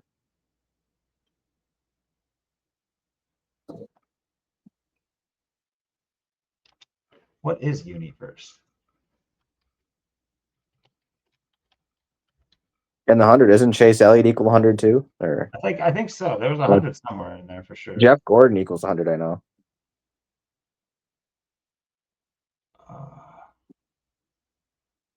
Wasn't Chase Elliott?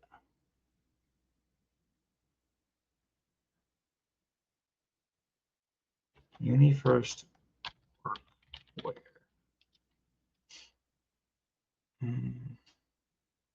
86. Might be arbitrary that. Oh, I know what the, yeah, this is like this is like uniforms for places. That makes sense. They do like aprons for, I know what this place is now.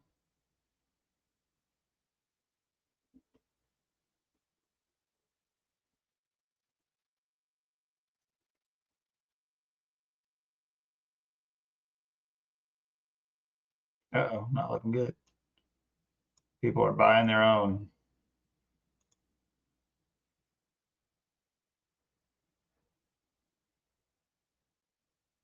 Anyway, I'm just gonna rabbit hole. What's up with UniFirst? I gotta find out. Who is that guy? Who is that guy?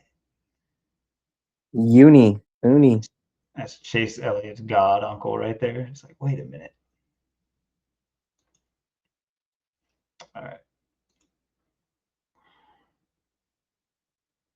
So ties to at least an account of Jesus's potential birthday, linked to April 6th. Of course, these races are on Sundays.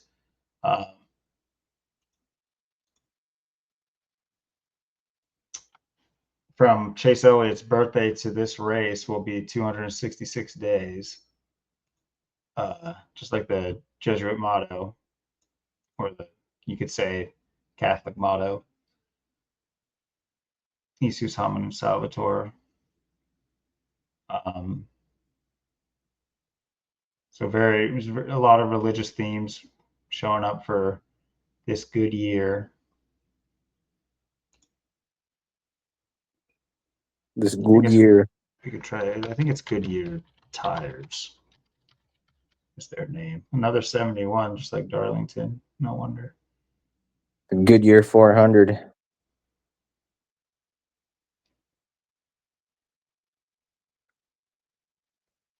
Yeah, 71. Oops. Why I'm kind of chasing this whole like religious angle is because it's on April 6th, like Catholic 46, and then you have the 71 of Darlington, South Carolina, and Goodyear Tires. 35 like Satan there. Yeah, I saw that. Did I just not? What did I just type? Catholic or? Oh, Catholic, yeah. Good.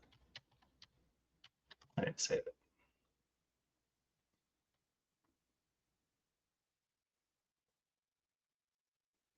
So yeah, Chase is chasing his 20th win.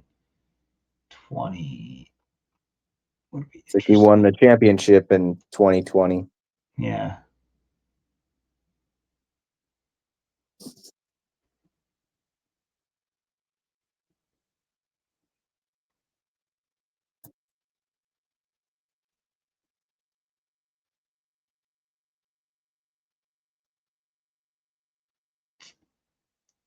Well,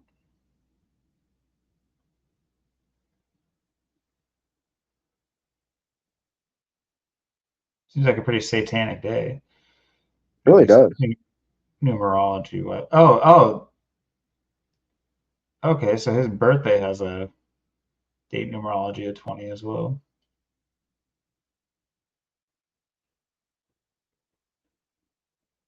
Oh, did I type in? Oh, okay. Oh, I did. Oh, okay. So to his next birthday is 266 days. What about from his last birthday? I'm glad I noticed that. Uh,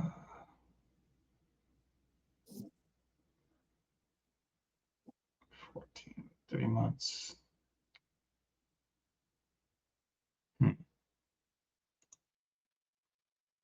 Chase Elliott. Of course, he's got to be the son of Bill Elliott.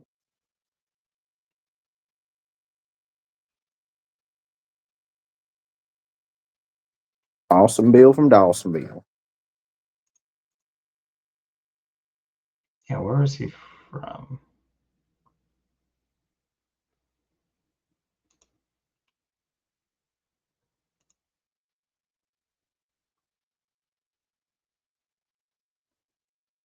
Oh, you saw that, Dawsonville, Georgia.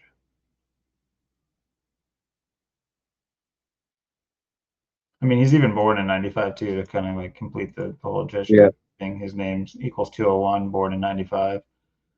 Wow. Yeah, he's got literally everything to his name.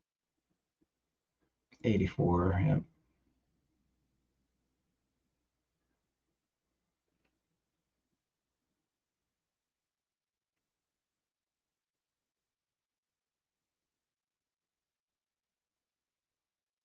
That's why he's driving the 9.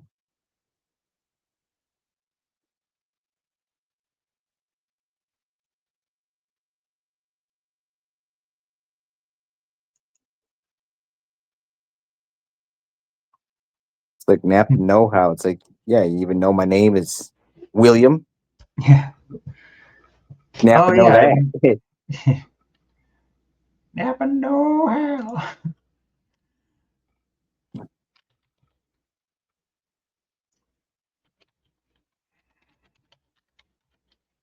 Napa Auto Parts, 46. Interesting. Well, let's see if he is in the UniFirst car. Either way, his main sponsor being Napa. Still interesting. Yeah, I mean, for just a kind of like shot in the, not really a shot in the dark, but just a, to pick him out of it. Exam. Yeah, that's. Let's see. Let's try to pick up.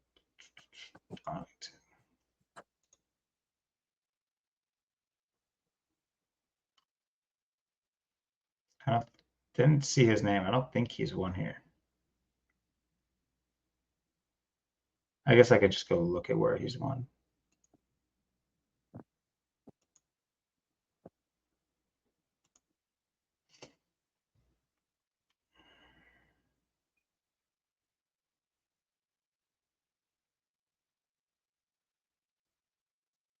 He drives the Hooters car. Let's go.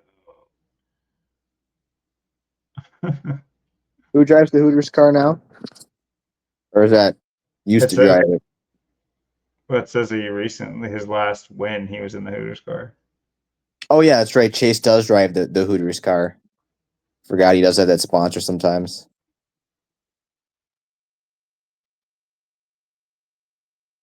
Chasing the Hooters. Come back.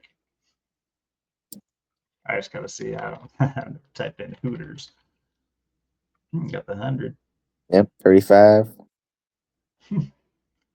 Interesting.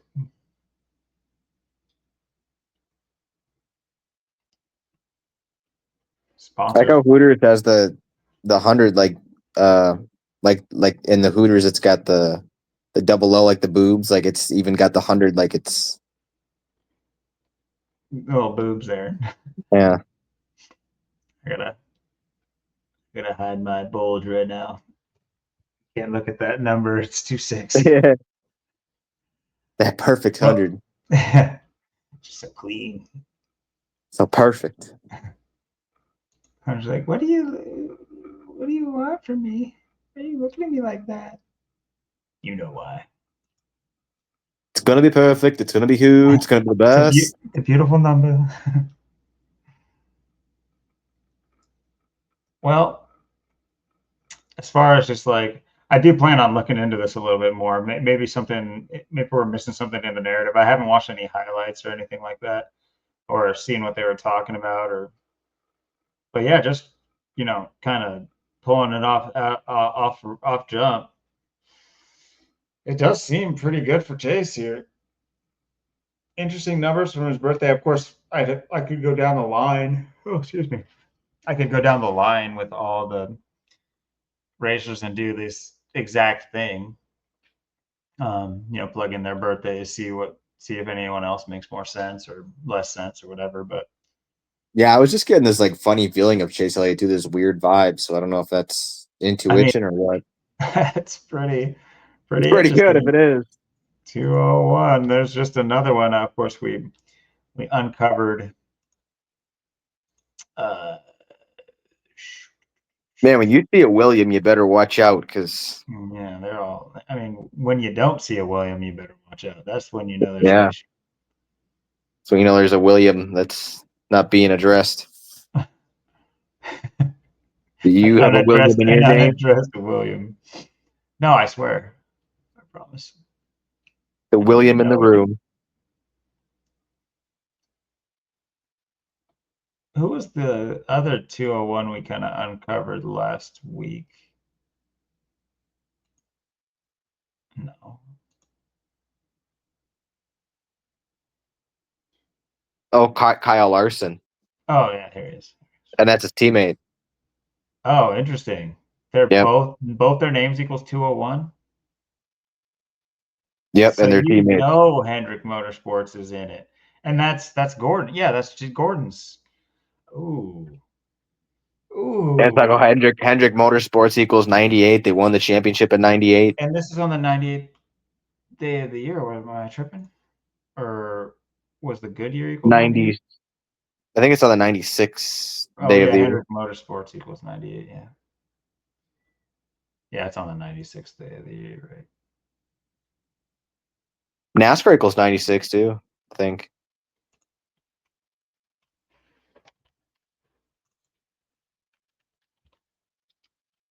Oh, no, never mind. What? Something equals 96. Something's got to equal it.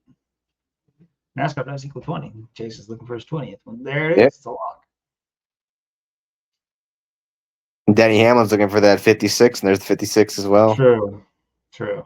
I mean, that 56 could be a big play. I mean, initially, I was looking at Denny for a two-peat here. Let's see.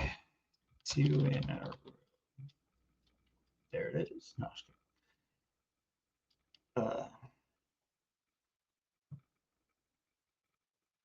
yeah, I'm just. I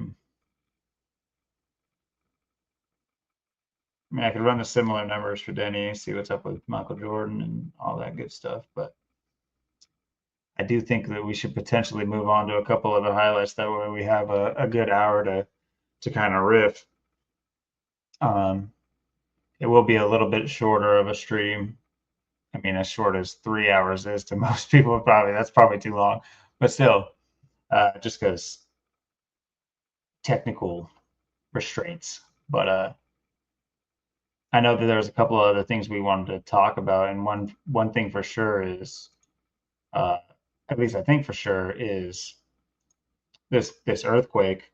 But we kind of alluded to it earlier, but it is it's a much bigger deal. That kind of like just, it's not at the forefront of American news, but it definitely, I think the last thing that was this big of a deal was possibly that land, the sinkhole in Turkey or whatever. How long ago was that? I'm losing track of certain things, but I know like Turkey had a bit. I mean, as far as like, I think loss of life, I can't remember the last time the biggest. I guess it's something we could look up, but they're saying over 1,600 people had died in this, and it's also a beautiful city too. So that this is fulfilling a lot of different goals of the New World Order in one fell swoop. Yeah, not to mention it was on March 28th. Like it's episode 28, and 28's the second perfect number. Then you got it was at the 770 minute of the day. So 7.7. Yep, 7.7, the 770th minute a day, and there was it was felt for over 1,000 miles away to Thailand. So from Myanmar, Burma to Thailand, over 1,000 miles away, where Zach's sweet lady's from. Mm-hmm.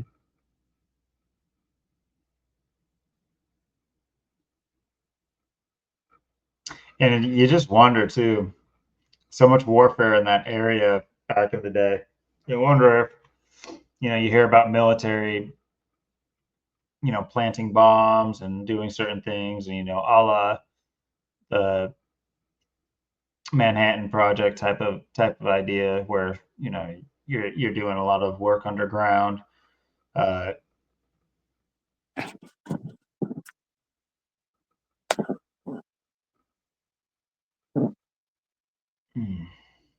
I guess we should just click on one of these.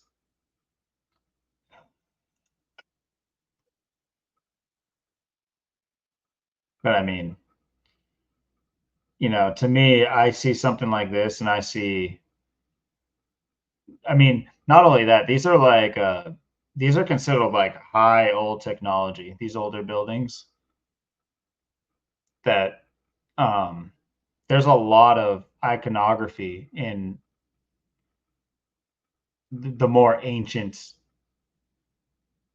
scripts and certain things of buildings that whether it be Asian or uh, Indian heritage and cultures. I can't remember exact. I know there's a lot in Indian, but you see these kind of structures all over the world, really. But it's just there's not surviving as much as there is in those cultures. It really makes you really makes you wonder, because it's like you have these cultures all over the world that cling to their past, and then you have ones like in the cultures we grew up in that do everything they can to distance and build on top of, rather than to appreciate what was there before. And it's just interesting, because people think of, you might, if you don't know enough about America and the landscape of America, you wouldn't understand that, like, how grandiose it once was. It really was. It really was, rather than all these little box cities everywhere. This really was like it was a place to behold at one point. I do believe it was pre-reset. Whether that, whether you want to think that that was the flood or whatever, I tend to believe it was a flood. But uh, yeah, it's there was architecture to behold, and now it's just like sprinkled in, and people could care less. They walk right by it. They don't appreciate it. They don't even see it. People have no idea about the undoing of our history through the world's fairs and the every great city having their fire or earthquake. How great they used to be, and how beautiful they were, and how amazing they were, like magical scenery. And now we just walk around with big rectangles and act like we're so much better. It really is. We separate ourselves from other countries, but what's it called? It's called like that style of building in like squares and rectangles.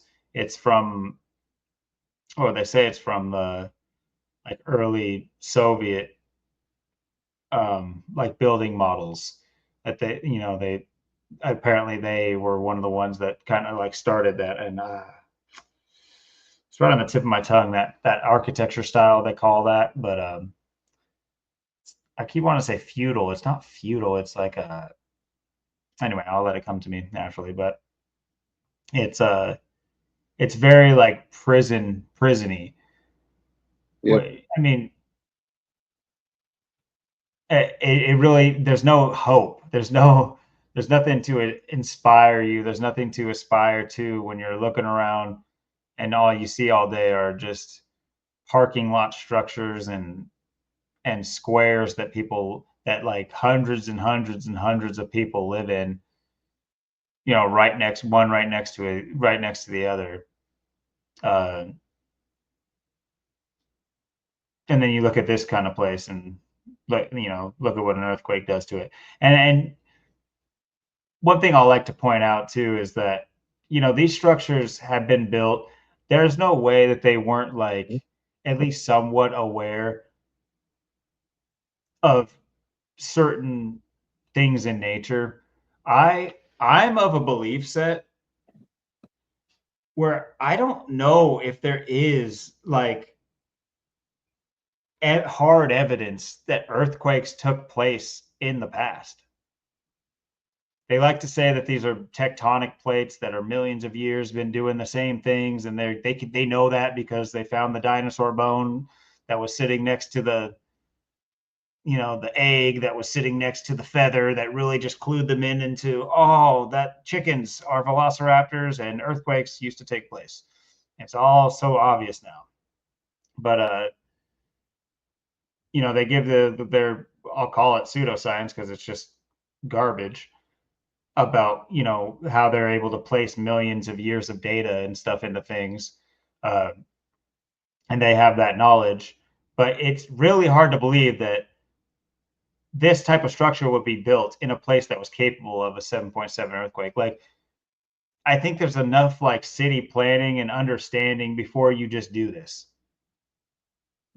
So I truly believe that you wouldn't build something like this if that was relatively possible. And then people would say, "Oh, well, it's like a rarity and everything like that." Well, I don't know if it is. Haven't there been several earthquakes in this particular area? Yeah, I think that's like a hot spot or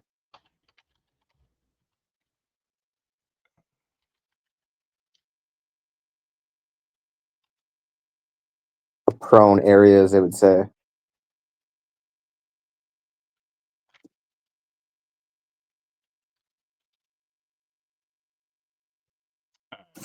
Good luck finding it right this minute.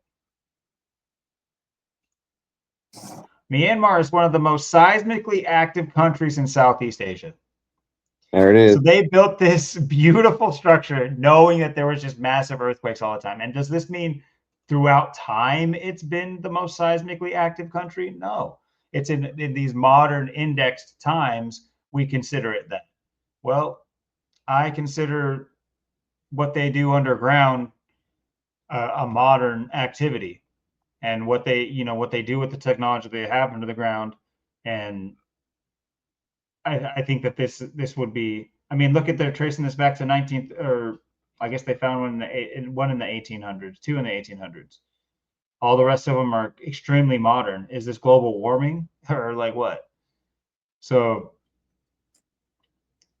once again, it doesn't. It's like look at the coasts of a lot of countries, including America. Look at, you could say that the east coast of America is like somewhat modern, but not all of it. There's, you know, there's a lot of like old history to the east coast of America, especially down by Florida and everything like that. But why would you set up camp in a place that, you know, year by year is just hammered with insane storms and could blow you away, flood you out, and you might just end up in the sea.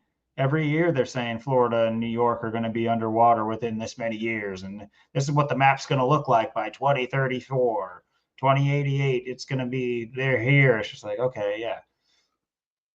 But, you know, it just really, why were they building such grandiose structures down there? Were these people the same people that could build these incredible structures were so stupid that they did it there? They could have just traveled. Was it because the materials were nearby? I don't think so. I don't believe so. I think that there's enough evidence because I've gone through this pretty in depth, and I know a lot of the structures in like the Florida region are built with like a cement. Well, it's not a cement, but it's a, what do they call it? it's like a stone liquid mix uh, called coquina, Coquina, something like that, and has like shells and stuff in it. So yeah, it is something that's based near the water, but you can't. It, if that means death and the ground giving out, what does it matter what you build it out of? So I just think that these builders of old, they weren't worried about this, not because they were egotistical or thought it wasn't going to happen to them. It's because it wasn't happening before. This is a modern new thing, and we've talked about weather warfare, and we've got talked about, I think, that Twisters episode we had where that's like the cover or the thumbnail. We discussed, like, how long these stories and how long this idea has been in, at the forefront of, you know city planning and things. um and then of course you have the, what's his name, like Professor Vincent or something like that, the guy who invented cloud seeding and stuff like that. And you pair that with any knowledge you have of, I was mentioning fires and earthquakes, these man-made events that destroy cities in America. Well, if you don't know, you could look into the X patents. These things that there was a bill. Funny enough, they stuff them into one building, basically, this patent office that supposedly held all of the patents. All of the patents. They decided to hold them all in one place. Nothing could go wrong. There's what could go wrong. But you hear the story. There was a major fire there. It's all destroyed. They're all gone. Well, for the most part. What's interesting about that is that like resetting of patents, basically, is that there was it was it's obvious to me that the patents that were there were not from our time. These patents were for ether and radon and radiation and mercury and stuff that we oh no, we can't do anything, don't do anything with that. Meanwhile, everyone's fine with the big weird nuclear power plant in their own city. But god forbid there was like some radium in the water or anything like that. That's the big. Anyway, I'm kind of going off on a tangent here. There was an earthquake in Myanmar, everybody. Yeah,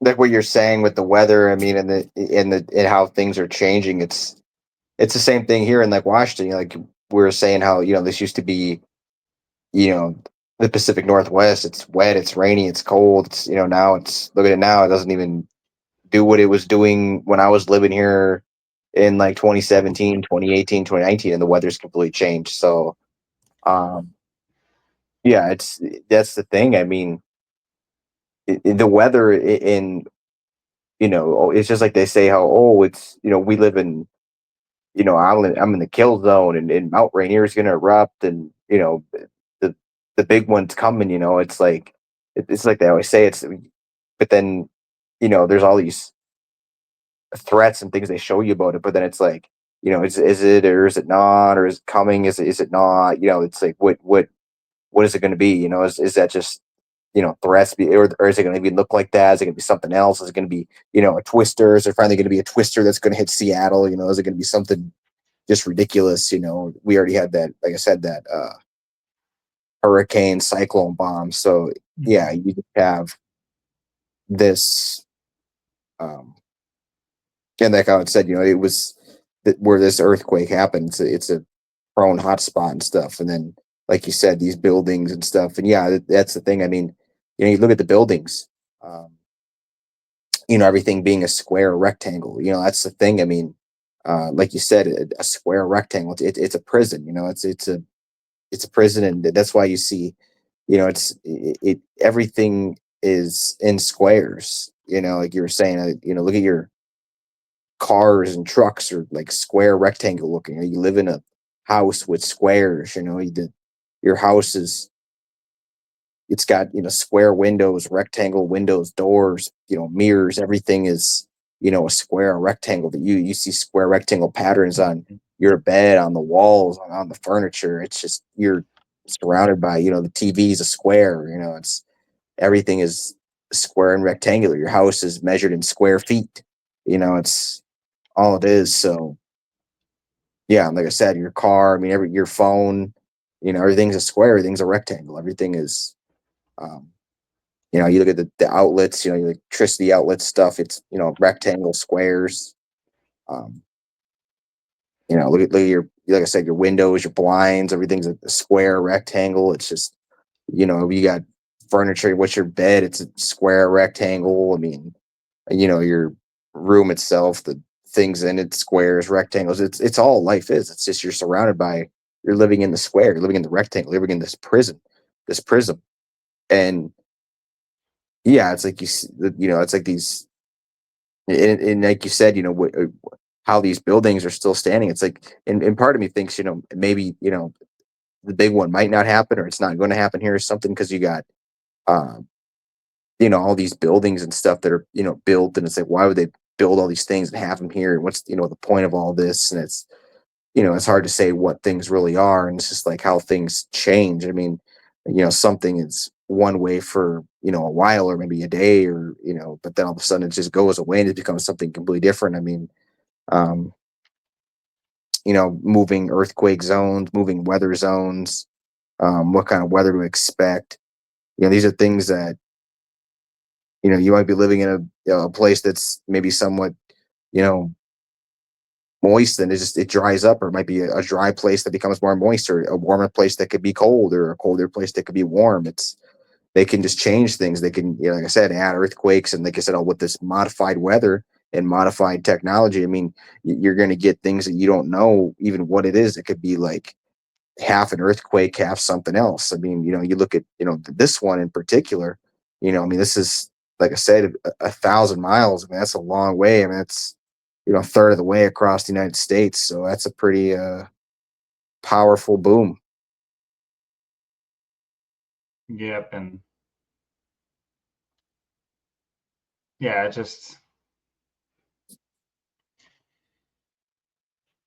it's hard to take anything at face value. It's just like, amidst tragedy and stuff like that, it's like, yeah, I could mince my words and stuff like that, but I don't think that's ever what's necessary and what's needed. I understand that there's, real life side effects to this, but this will continue to happen, and it won't be, oh, it's in Burma, oh, it's in Myanmar, oh, it's in Turkey, oh, whatever. It's just, you can say that all you want. You think they're saying, oh, thank God this didn't happen in America. That's not what they're saying right now. That it happens in play. Uh, so I mean, it's hard to know the situation. I don't know what it's like on daily for a, you know Burmese person, or what their life is like, or their day to day. But obviously, this doesn't help. Obviously, but I can't imagine that they're, looking to looking for any, at the end of the day, we're all humans trying to basically achieve pretty basic things, in the grand scope of things. And so whether that this happens in Burma, Thailand, Turkey, or whatever, it's, we shouldn't see it as like, oh, they wouldn't do that here. They couldn't, it can't happen here. Or even if you're on this wavelength, I would hazard to bet a lot of people, they think they know so much. I think a lot of people would. I think a lot of people think they know what America is, and think of it as something that's more untouchable than a place like Turkey or whatever, that's just kind of, they love tearing up the Middle East. They love tearing up these places. And that's true. But, who's to say which one is the test dummy and which one's the target? Yeah, exactly. Yeah, and look at how they've, like I said, how they've been, what we, people used to say, oh, 9/11, oh, all these things, oh, the Middle East, the taliban and stuff. But now now what does the United States look like when you're driving around? It looks like the Middle East. Doesn't look like you're driving through Baghdad. I mean, all these things are coming home to roost. I mean, all these people, that would say these things and think these things, but it's not what it is. And then you look at your place now, these years later, it's like, yeah, your place. They'll say, oh, well, you could live in a third world country. It's like, well, in a lot of ways, I mean, we have it worse than, third world countries. I mean, you got to look at, how bad it is right here, right now, what's happened, so it's, how they divert the blame and they, and how people don't notice this stuff. It's amazing, and with these, huge, and no matter what, I mean, this is still, a huge, loss. I mean, the devastation of this, and but what's everyone going to say? Oh, well, it's China. It doesn't matter. Oh, China. It's no one's going to care. Um, Imagine if this is a 7.7 hits the U.S. here. What that would be like. Vice versa compared to this situation. Yeah, I mean, we really test I mean, look what happens when a plane hits the top floor of a building in the middle of one of our cities. Yeah, Imagine a, you know, earth-shaking bomb going off underneath the feet of all these buildings. Yeah, there'd be. I mean, if flying a plane into the top of one's any indication, then we'll all just instantly turn to dust, just just from the earthquake shaking itself. Would yeah, Thanos. Um, I do kind of want to point out because I always I can't help but have that cynicism that's just built into me.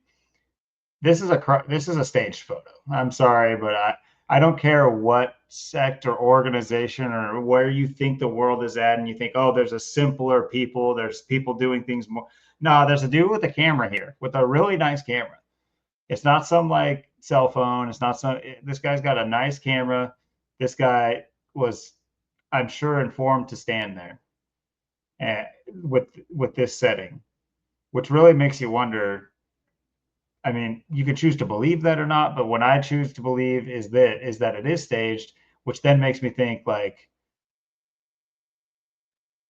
what's the goal? What's the obviously the goal you could say is to just have negative sentiment going sweeping the minds of everybody who views this, which is a lot of what this is. But what I'm really meaning is like think about when they say somebody's murdered, or look like Kurt Cobain. Let's talk, famous celebrities that are murdered or die, or other tragedies. The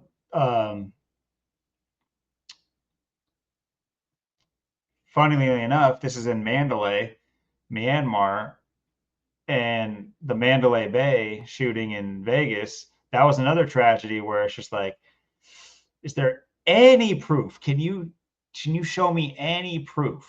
And I'm not saying there's no proof of death here. I'm just saying the idea of there's all this these journalists come out and have these uh, articles ready to go, and they write themselves, and they have these staged photo ops. It I just think it to me it's ever obvious that they're looking to affect as many minds as possible with a narrative, with an idea, whether or not it's to get their point across subconsciously or just to put you in a negative subconscious state, because that's an easier vibration to control you in. That's the one thing I think a lot of people could benefit by understanding that when you are in a base low vibration, and I know this sounds very hippie, new agey, and in a way it is, because I'm speaking that way, because I'm using terminology that's evolved. There's other ways to say what I'm saying, but I just think this resonates with more people based on how widespread this kind of talk is. But yeah, when you're in like this a base vibration, if you will, you can be affected by your neighbor, your landlord, so let alone somebody with the actual goal to manipulate you. You're toast to that person. You're already getting toasted by your 5-year-old. Your 5-year-old's running circles around you, and you don't even know why. But so I think that's the goal of a lot of these stories. And then you might wonder, it's like, so wait, they killed 1,600 plus people and leveled the city to make me feel bad? And it's not like the whole of it. It's not like there's no reason to do this. Do you think Myanmar is going to look the same in 30 years? Just wait. Just go and look at the updates, and then go tell me that they don't do the same thing in America. They don't level cities, a la Charlottesville, a la New Orleans, a la they do, and it'll be something completely new when you go check in there, and you'll find out that there was an investment firm that was hot on this whole happening, and they have construction teams, and they have their new rectangles that they're ready to put up. Yep. Yep. It's an excuse for renovation, is what it is. And yeah, and like you said, I mean, you have to wonder how much of this stuff is real. They show you, oh, this massive storm went through, or this earthquake happened. Yeah, no, a lot of this stuff is, it's all totally fake, staged, the pictures, everything, because they have to make it seem so, more drastic and bad than it is. But that's just part of the, like you said, selling it to you, selling the narrative. And that's just what they have to do with everything. It's got to be overdone to make it look that way. Kurt Cobain's death. It's got to look real bad. It's got to look, real ugly. 9/11. It's got to look real bad. It's got to look real ugly. Look at the devastation. Look at the devastation of this massive. Look at the devastation of COVID. Look at the people that died. Look at the devastation of this, massive earthquake here. And this is what they do, and that's just how they do it. They always got to, just have a different way to rub it in. Um, yeah, it's just, in these stories. I mean, it's because I know you wanted to talk about the Elon Musk thing too, with him selling the Twitter, twatter, or whatever too, and that's just another story too to be, you know, pushing out here to rile things up. Yeah, and I I know Zach's covered these stories, both more in depth with the gematria as well, and but at the same time, it's just when it sucks to even think that I'm like following Musk's his goings on, but really it's being pushed into everybody's face. It's just if you're in the position I am, as far as I consider myself awake to the plot, um, it's I just have a degrees of separation that the average person just scrolling thinking all this is real, I think doesn't have. That's not a pedestal or anything like that. That there I envy the scrollers and the a little bit. There's maybe not envy, but there's like a level of I wish it could just be like that. It can't. It won't be. It will never be. But I kind of do wish, maybe not to so that I can sit there and scroll like they are, but something to where it's just freedom to do so. They don't realize that by doing that, they're tightening their bonds. They don't realize that by playing into it, they're just and in a way, it's not like I'm some freedom fighter that is loosening the chains of my own existence, and now I'm breaking everyone else out. I want to be. I want to be. It's just we got to understand where we are. There was one thing I failed to mention that kind of is playing into this as well. Is when we were talking about revolution, and one thing I want to say is like why certain things are this way now and so in the open now, whereas they weren't before. Whereas if everybody knew about the plot of the Rothschilds in like the 20s, the Rothschild manor would have been ran up on. People would have ran up on them and said, "Yo, what's good? We're human too. Let's go. Let's see who's the better human right now. I got nothing better to do. I live in a dusty shack. I'm good. Let's do this." But nowadays, you have the only thing people want to do with the information is make a video out of it. They're not going to do anything. Nobody's going to do a damn thing about the Rothschild family, the Kennedy's family, the Orsini's. Nobody's touching these people. Nobody's going to even attempt to touch them. So all that knowledge is right up there, and they're just like laying in it. They're just like, yep, yeah, we're doing that. Yep. I'll make a whole ass platform just to get the information about what I'm doing right to you, and you're not going to do shit. Where it's so backwards when you think of it too.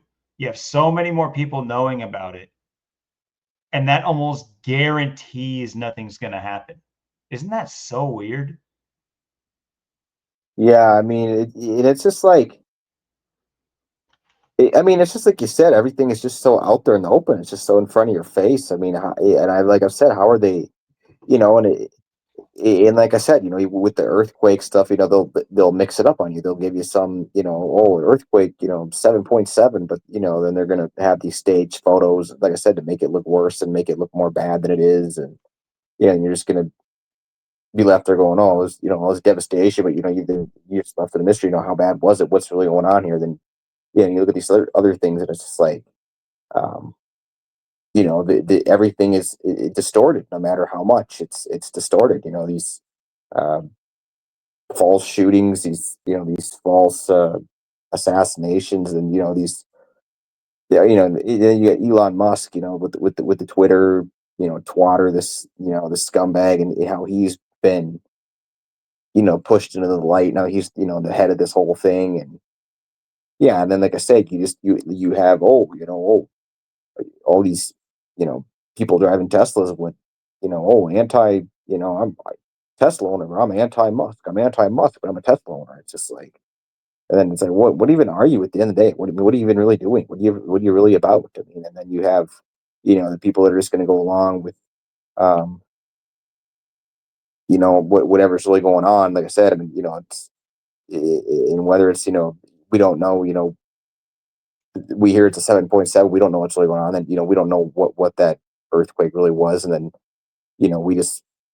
we're over here just hearing about the reporting, and then, and then you hear something with Musk and stuff, and how he's just, like I said, become this, uh, you got Trumpers, you got the Muskers, you got this two-headed monster here. And then you have, what it is, it's just, it's a way to, divert the attention again. That's why, oh, we'll see here, you know, Trump is shutting down Musk, and here they're fighting, and here they're arguing, and oh, he's against him here, and it's just like they don't see that that's all part of the acting, the absolute clown show. I mean, you got to look at, um, just how censored everything is right now. Everything's so down. Look at Zach's views, look at Zach's videos. Look at our stuff.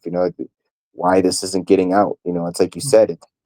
People just wanting to make videos. People just want to sit here and oh, look at this, look at that. Oh, there was an earthquake here. Oh, this happened. But no one really wants to go out and look at something, investigate it, dig into it, check it out, do anything about anything. Um, it's just people, researching and making knowledge. And that's what I said. People aren't even thinking about community and coming together and working together and that type of thing. That's the thing. I mean, what are people really here to do? I mean, it's most people are just here to just, watch videos and make videos, but really not be about anything more than that at the end of the day. Couldn't have said it better. And yeah, this is just another example of the mockery that they like to because like I was saying, I think in the preamble here, is they just love just throwing this guy in your face. And if you didn't realize what his character was and what he's playing, what role that he plays, this could easily go over your head, and you could easily, maybe not easily, but you could fall into that run of the mill thought process that this is really just, this is how the world works. This is billionaires at play. This is what millionaires do. I mean, you might even just like start, thinking about Bruce Wayne and like all the entertainment that you've seen. Oh, well, this is what millionaires do. This is how they act. This, if I had billions of dollars, I would do something similar. Like, would you? Would you? That's sad. That's a sad thought. But Yeah. also, whether or not these people have billions of dollars is what if they did, and what if, would you know if they did or if they didn't? What is the, it's what I'm trying to get at is something we were talking about the earthquake too. Like you connected these, I'm connecting them even more, is that it's what we're shown. There's no proof that he does any of these things. And not to mention, when this is being thrown into the forefront of our consciousness and all he's doing is moving money, that's what this is. He's offloading debt from one company onto another that has more profitability. And they're going to say, oh, and that's the, and doesn't mean that there won't be cause and effect. There will be cause and effect, but that it's just where it's rooted from. It's going to happen regardless. The narrative is what gives it that reason. And if you believe the narrative, then you're just a lemming walking around bumping into things. And it's making it real hard for people who want to do something about it, when there's so much indifference and or ire for people who want to make a change, an actual change. It's really it's really quite disheartening when that's what we have to see when we whether or not it's pounding pavement or whatever. It doesn't mean I'm changing my messaging or anything like that. It's just like, say I'm Noah. Like, I want as many people on the boat. I want it to happen. I do want it to happen. Am I letting everybody on the boat? Fuck no. Fuck no. Yeah, I'm not just like, once it starts, once the rain gets up to 5 feet, We're out of here. if you weren't on the boat, if you didn't have, so as far as that allegory goes, I can kind of get behind that. It's just like, you didn't hear the call, you weren't listening. Well, you're not the kind of person I want around me, or potentially having kids in this new world later. But I mean, that's a terrible thought. But that doesn't mean I want it to be that way. I don't want that to happen. I want as many people on as possible. That doesn't mean I'll just allow them on. And I know might be weird. People are like, what the fuck is he talking about? I mean, just like around me, or in a movement that I believe will happen. And I believe we are, foot soldiers, that may be. But let's take it to a more easy level for people to understand. It's like, when you watch a movie, is it about the superstar? Is like the sci-fi comeback about the superstar? Is like, all these sci-fi movies? No, it's some guy who like works in a scrap shop. You know what I mean? It's just like, Right. which, by the way, movies are about us, not just random stuff. So we are that guy in the scrap shop. But anyway, that's kind of how I feel about it. It's like, yes, I want to be, driving the pilot in the whatever the Star Wars thing is through the Death Star, about to take it out. I don't think that will be me, but I want that to be a possibility for the future. I know there's, I'm just giving more, weird allegories, but I mean, just like, I want the system down. Will I be the one to take it down? Probably not at this rate. Probably not. Who knows? It depends on, what the act, what's on the docket from our controllers. But say that their idea is to keep this thing going for as long as they can. It's disheartening that I won't be alive, I don't think, at this rate to see it fall, to see and to partake in it. That doesn't mean I'm gonna just pack it up and say, oh, screw it then. But that's what I kind of mean by like, get on the boat with me now, because it's just like, those are the people that are going to be the ones actually truly affecting something in the future, not the ones that are just, once the shooting starts, oh, okay, I'm not on that side. I'm not on the side that wants to kill me now. It's like, oh, well, you're not going to do very much for me over here. Just it's once again, it sounds bad, but it doesn't matter. It's just like, we can't always like just think of the lowest rung of the ladder if those people at the lowest rung don't want to climb at all. There's a difference between the ones that want to and can't, and the ones that don't want to and don't. Yeah, I mean that's a perfect analogy. The way you put all that, it's 100%, and yeah, that's just what we have to find. We have to find that cutoff line, that dividing line. Who can we even deal with anymore? Who's even like, um, who even has a chance or opportunity to be part of, say a future world or whatever. You got, like I said, you got the puppet Musk. If they're saying, oh, in 20 years, there's going to be a population decline and implosion. It's going to people are going to be going away, and it's just like, yeah, it's like like I said, he's got the driverless car. There's going to be the big event coming that's going to be worse than COVID. It's going to kill more people. It's going to wipe more people out. Whatever they decide to do next, how it's going to go. So you have this impending event or events that are in the forecast for us on the docket, and you got um, the people that have allowed this to get to where it is. And like I said, you have uh, enough people now where there's a lot of people that um, are making videos, like I said, that do know things are up and do know things are bad. But unfortunately, like, the problem is you don't have a lot of people that are really willing to fight and go against the system.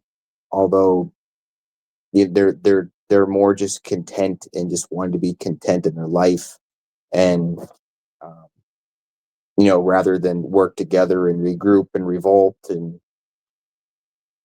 you just kind of have this really just this fall of man. You just have this great falling away that's happening. You just get people that are so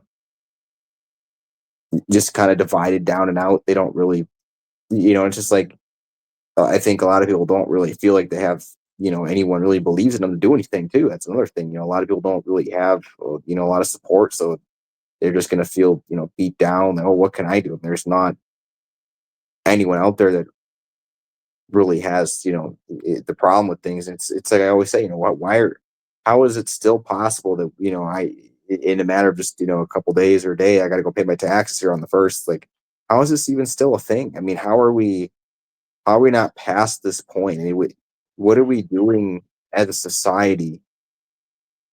When you look around and you just see what needs to be done. Like, why are not basic things being done? Why are we, you know, allowing our kids to, go to the school system, become obese, and just be, destroyed, and just send them off to, fat teachers, and have them, around, fat sloppy parents. If you're around shit, you're going to be shit.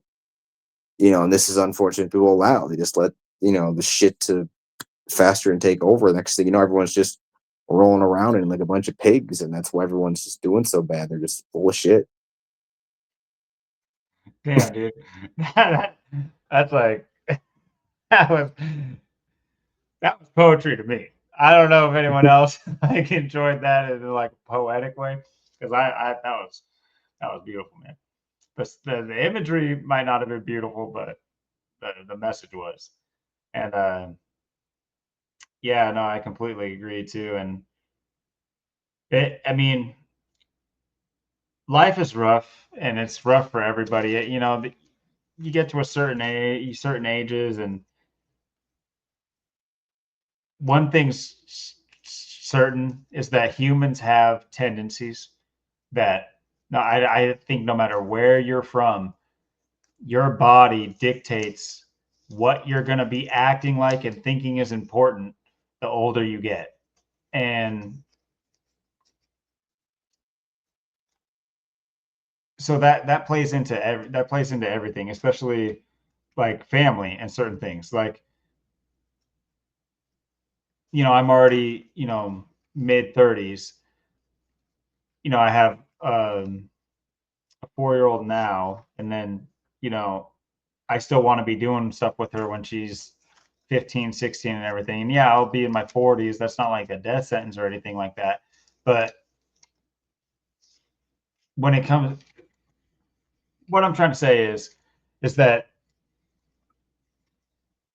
something, in my opinion, things need to be accelerated now so that the future has a possibility to be free.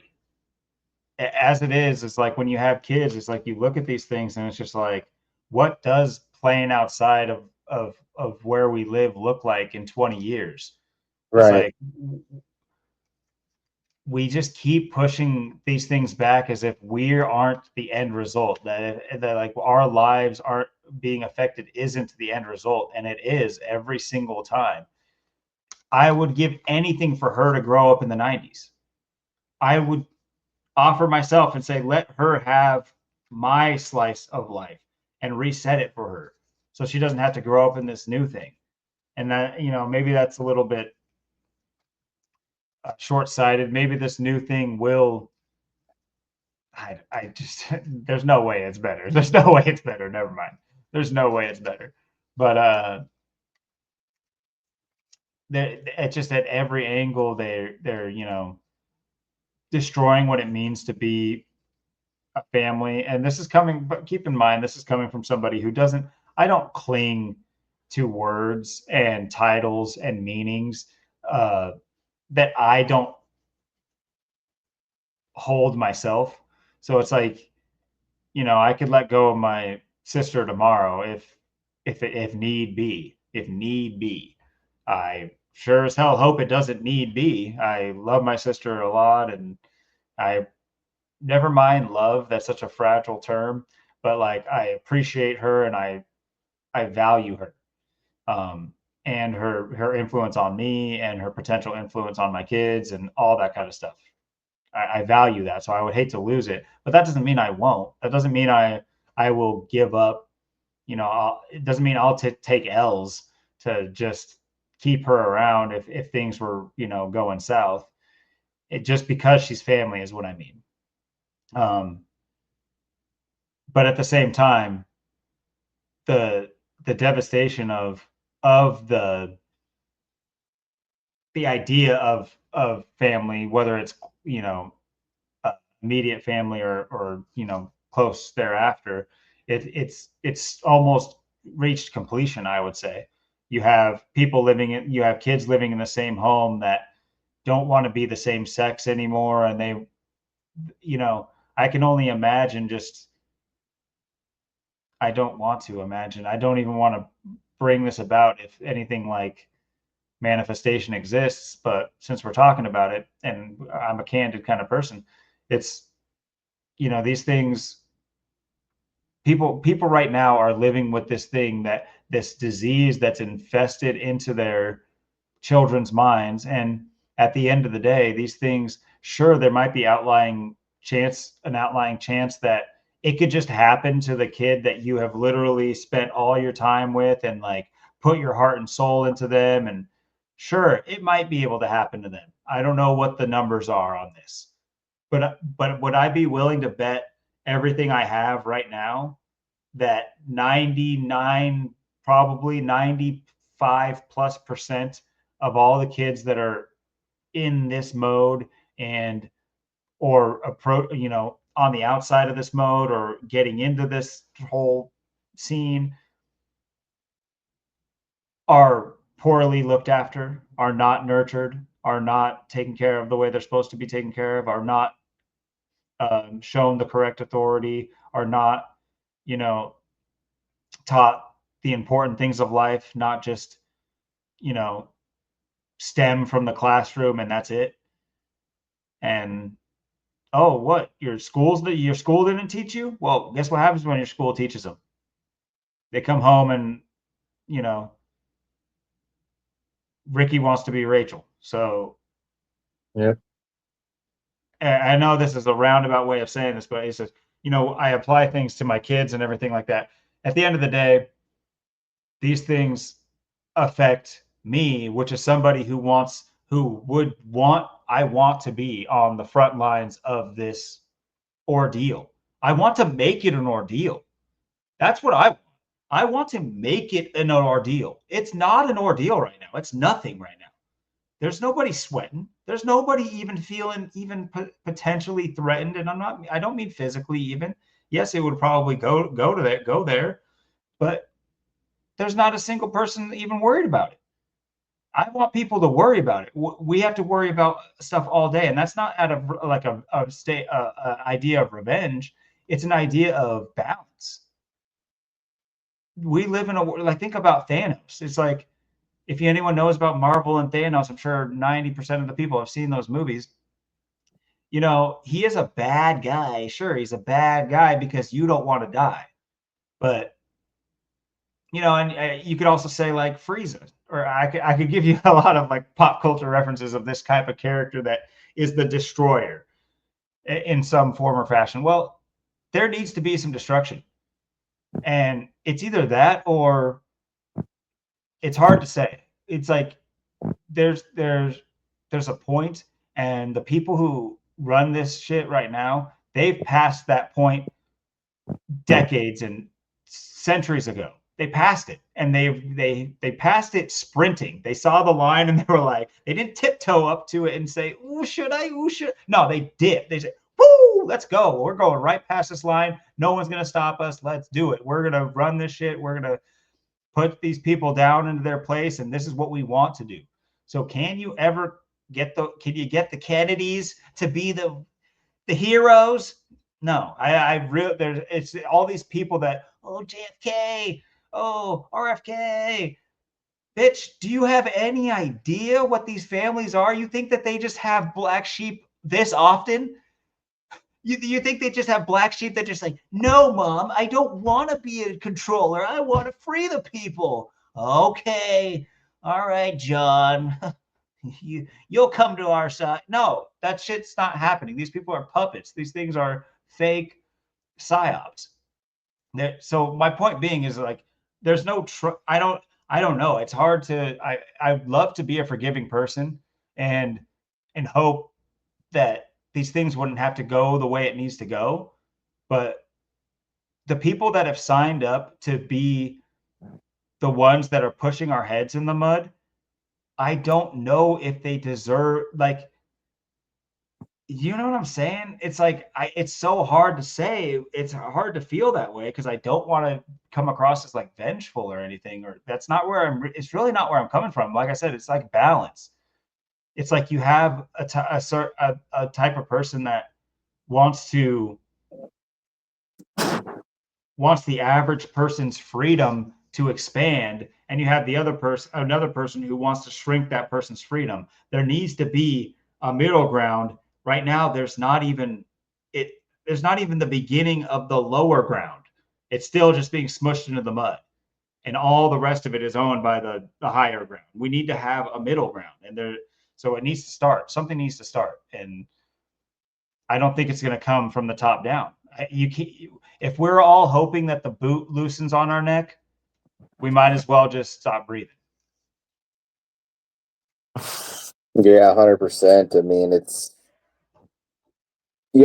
the thing. I mean, and we talked about it a bit too in the last episode too, like with COVID in 2020 and stuff, how it just created um, this massive divide and division. And, it's just,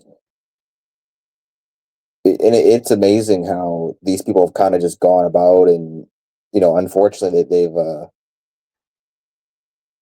they've kind of constructed our lives down these roads, down these paths of what they've created and what we've had to, go through and deal with, and how we've had to maneuver obstacles and just all the things they put in your life to, disrupt it, to knock you off your path, to, take away things, or, and it's just, and that's just it. I mean, we don't lose, you know, rights. You can't lose rights. It's just people are letting it happen. People are letting it get taken away. People are letting these things, um, and that's the problem, is nobody wants to put their foot down. They don't even see it. They just, again, I mean, you got everybody caught up in the show still. You got people that are just, and a lot of it is people are just, they have no hope. They have no one to look up to. So they're just gonna, like I said, they're gonna have their hope and their faith in the system and the TV and who's on there and some political candidate or the Republicans or whatever, because they're not going to do anything. I mean, they're not going to, these typical people, they just sit on their couch all day. They don't really do anything. They're in bad shape. I mean, they got to have someone else take care of them. So they got nothing to fight for. A lot of people are in that position where they don't really have anything to fight for. It's just, and they don't, so they just feel defeated, or they just feel hopeless. So they just decide to go with the system. They just have society so broken down. That's the problem. And like I said, if you just can't convert community, you just can't convert anything. I mean, it takes, you got to get 1 out of 10 people. And, it's just like, how many years have, people been saying, oh, and, and there's still channels I watch too, like, people trying to get, like the Kurt Cobain, like, petition signed to, like, go back in and reopen the case and stuff. And it's like, but look how this stuff never happens. There's still, all these years have passed over. We're going on 31 years next episode, and still nothing's been done. I mean, nothing's been done about 9/11, and again, they've covered their tracks with their narratives. America can't do no wrong, and George Bush is, it's the greatest leader ever, and Republican, and USA, and it's somebody else's fault, and we're the best, and we're better, and it's the tall head's fault. And that's just the narrative still. I mean, all these years later, I mean, to me, that's just phenomenal. I mean, you've had all this time to research. You've had COVID in 2020, and then you still have, people that, say, oh, the government, but then what are they doing? They're still sitting there watching Trump, watching, the news, you know, still voting, still voting for Trump, and, they just want to make these excuses. And it's just, and that's where we're stuck. I mean, you have too many people that are, they're watching things happen, they're watching things go by, but they're, instead of, having it bother them, they accept it. And I don't, and this is something where I don't understand how they just get so many people that just go along with all of this, garbage and bullshit that people would never want anything to do with. It never, like how they got everyone into COVID, and how they, Mhm. did that, and how they got, everyone into, everything else they fall for, and they do. I mean, it's just, they bring it up, and then everyone is just going to go out and they're going to do it. And they turn these things into a fad. They turn into a trend. I mean, you know, Good just like point. we've talked before, I got my booster. Oh, I got my boosters too. Oh, I got mine from Johnson. It's like you're slopping on 2 big Johnsons right now in your mouth. It's like, what do you even know? It's like, have you done the research? It's like, and then you got people too that, it's like, even if they do the research, like I said, oh, yeah, they're spraying the sky, they're controlling the weather, but nobody gets mad about it. Nobody cares. I mean, it's like, and you see the weather. I mean, I know people had to have seen what was going on the 25th out here because it was ridiculous in the weather. And but then again, you get in and it's just like, oh, they just want to cover up all the storms coming. It's like, well, I see this and I called it out the day before it happened. And this is going to lead to things where and there are people that in these storms and stuff. I mean, you're seeing things just you know rapidly get worse. But like I said, what they do with everything else is they normalize things. They make something happen. They change it. They alter it. Then it becomes normal, and then everyone just goes on to accept it. And that's why you still got people wearing a face diaper. 5 years later, like I said, they put these people away. They straight up uh, knew how to take these people down and out, and they did it. And they're still doing it. And that's the thing. I mean, you don't have everyone just wants to just live their life. And like I said, for the most part, focus on money, focus on the system. You don't have anyone with the revolution revolt mind. You just have all the people that just, want to do what's best for, a financial situation rather than make a sacrifice. There should be a lot of, you know, young men out there inspired to go against system that don't have anything to really live for, or had their things taken away. There should be a lot more, but that you don't have those people. They're beat down. They feel like they can't do anything. They're hopeless. They're helpless. It's a really sad situation.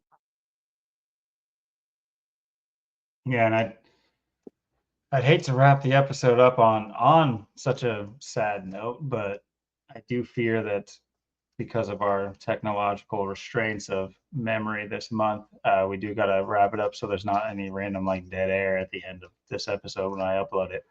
But anyway, besides that, you did wrap that chain of thought up really well, and you're right. It's disheartening, like I was saying. It's sad. I'm not gonna cry about it, but my soul will for me, and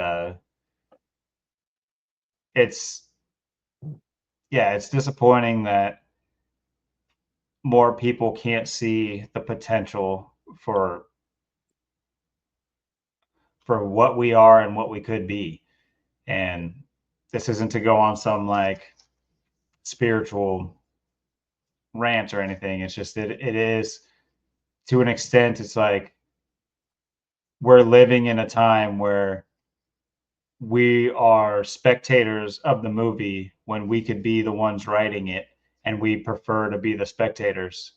It's we have the ability to take over this script and write a new script, a better script. And rather than do that, we're more than happy to take in the slop that they give us and laugh at the Super Bowl commercials and just keep it going. And it really emboldens their efforts and diminishes anybody that wants to step to that system. It's really hard when you have your own family, against your, not at your back. It's like you, imagine you going to war and you're like drafted into a war, and when you get, when on the battlefield, you see like your entire family is on the other side. It's just like, man, it's just like, anyway, I am sure that that's how a lot of people feel. It's different for everybody, but that sentiment is prevailing in the quote unquote truth community, and you see why in real time. I understand it. I've lived through it. I understand that whole like you mentioned, the falling away that people have that go through, and there's when you're falling down, are you just going to let your head slam on the concrete, or are you going to stop yourself? It's like, yeah, we're Right. tripping. We're going to fall. But are we going to try to stop ourselves? Are we going to try to make the best out of our shitty situation and try to get back up? Or are we just going to, lay there and die? And hopefully, I had to one up your negative, your, not negative, but your dreary sentiment. I had to one up that shit. But yeah, hopefully, I'll say this. Hopefully, that's not the case, and that's definitely not what we want. We might talk about it. We're realists. I haven't known you that long, but just in, I've talk to you 27 times for 4 hours, and stuff other than that too. But you know, we try to keep it real here, and hopefully that realness will be what smiles on our faces in the future, and not so pessimistic.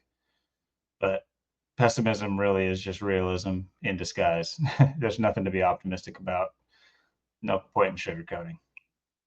But anyway, thanks for hanging with us if you did make it this far. And one thing I want to, if anyone gets here, what we should maybe even do in the future is put these challenges out a little bit earlier. Maybe come with some ideas of questions to ask people, or like challenges to ask people. Be like, hey, if you disagree, hey, if you agree, what do you what's your take on this? What's your take on that? But yeah, I mean, in that vein, please do hit us up in the scrolling email or in the comment section and let us know where you agree, where you disagree. If you want any money on the Denny Hamlin pick, if so, I'll send you my Venmo. I'm just kidding, I don't have one. But yeah, hope that you throw $1 on good old Chase, good old William. Good old William. For this next race, and we'll see you in a week on May 6th or April 6th, already in April.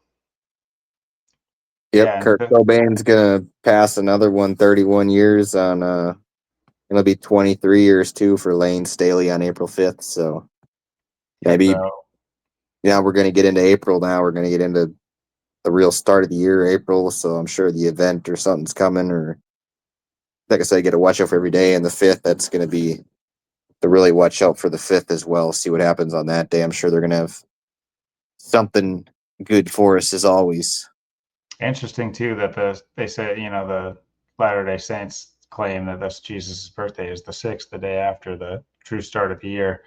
I don't think that's a coincidence. That sounds like some religious and astrological stuff going on. But anyway, that might be something to dig into. But yeah, until next week, leave us your comments and your topics and ideas, or just, make fun of me. I don't care. But anyway, until next time, later. Peace.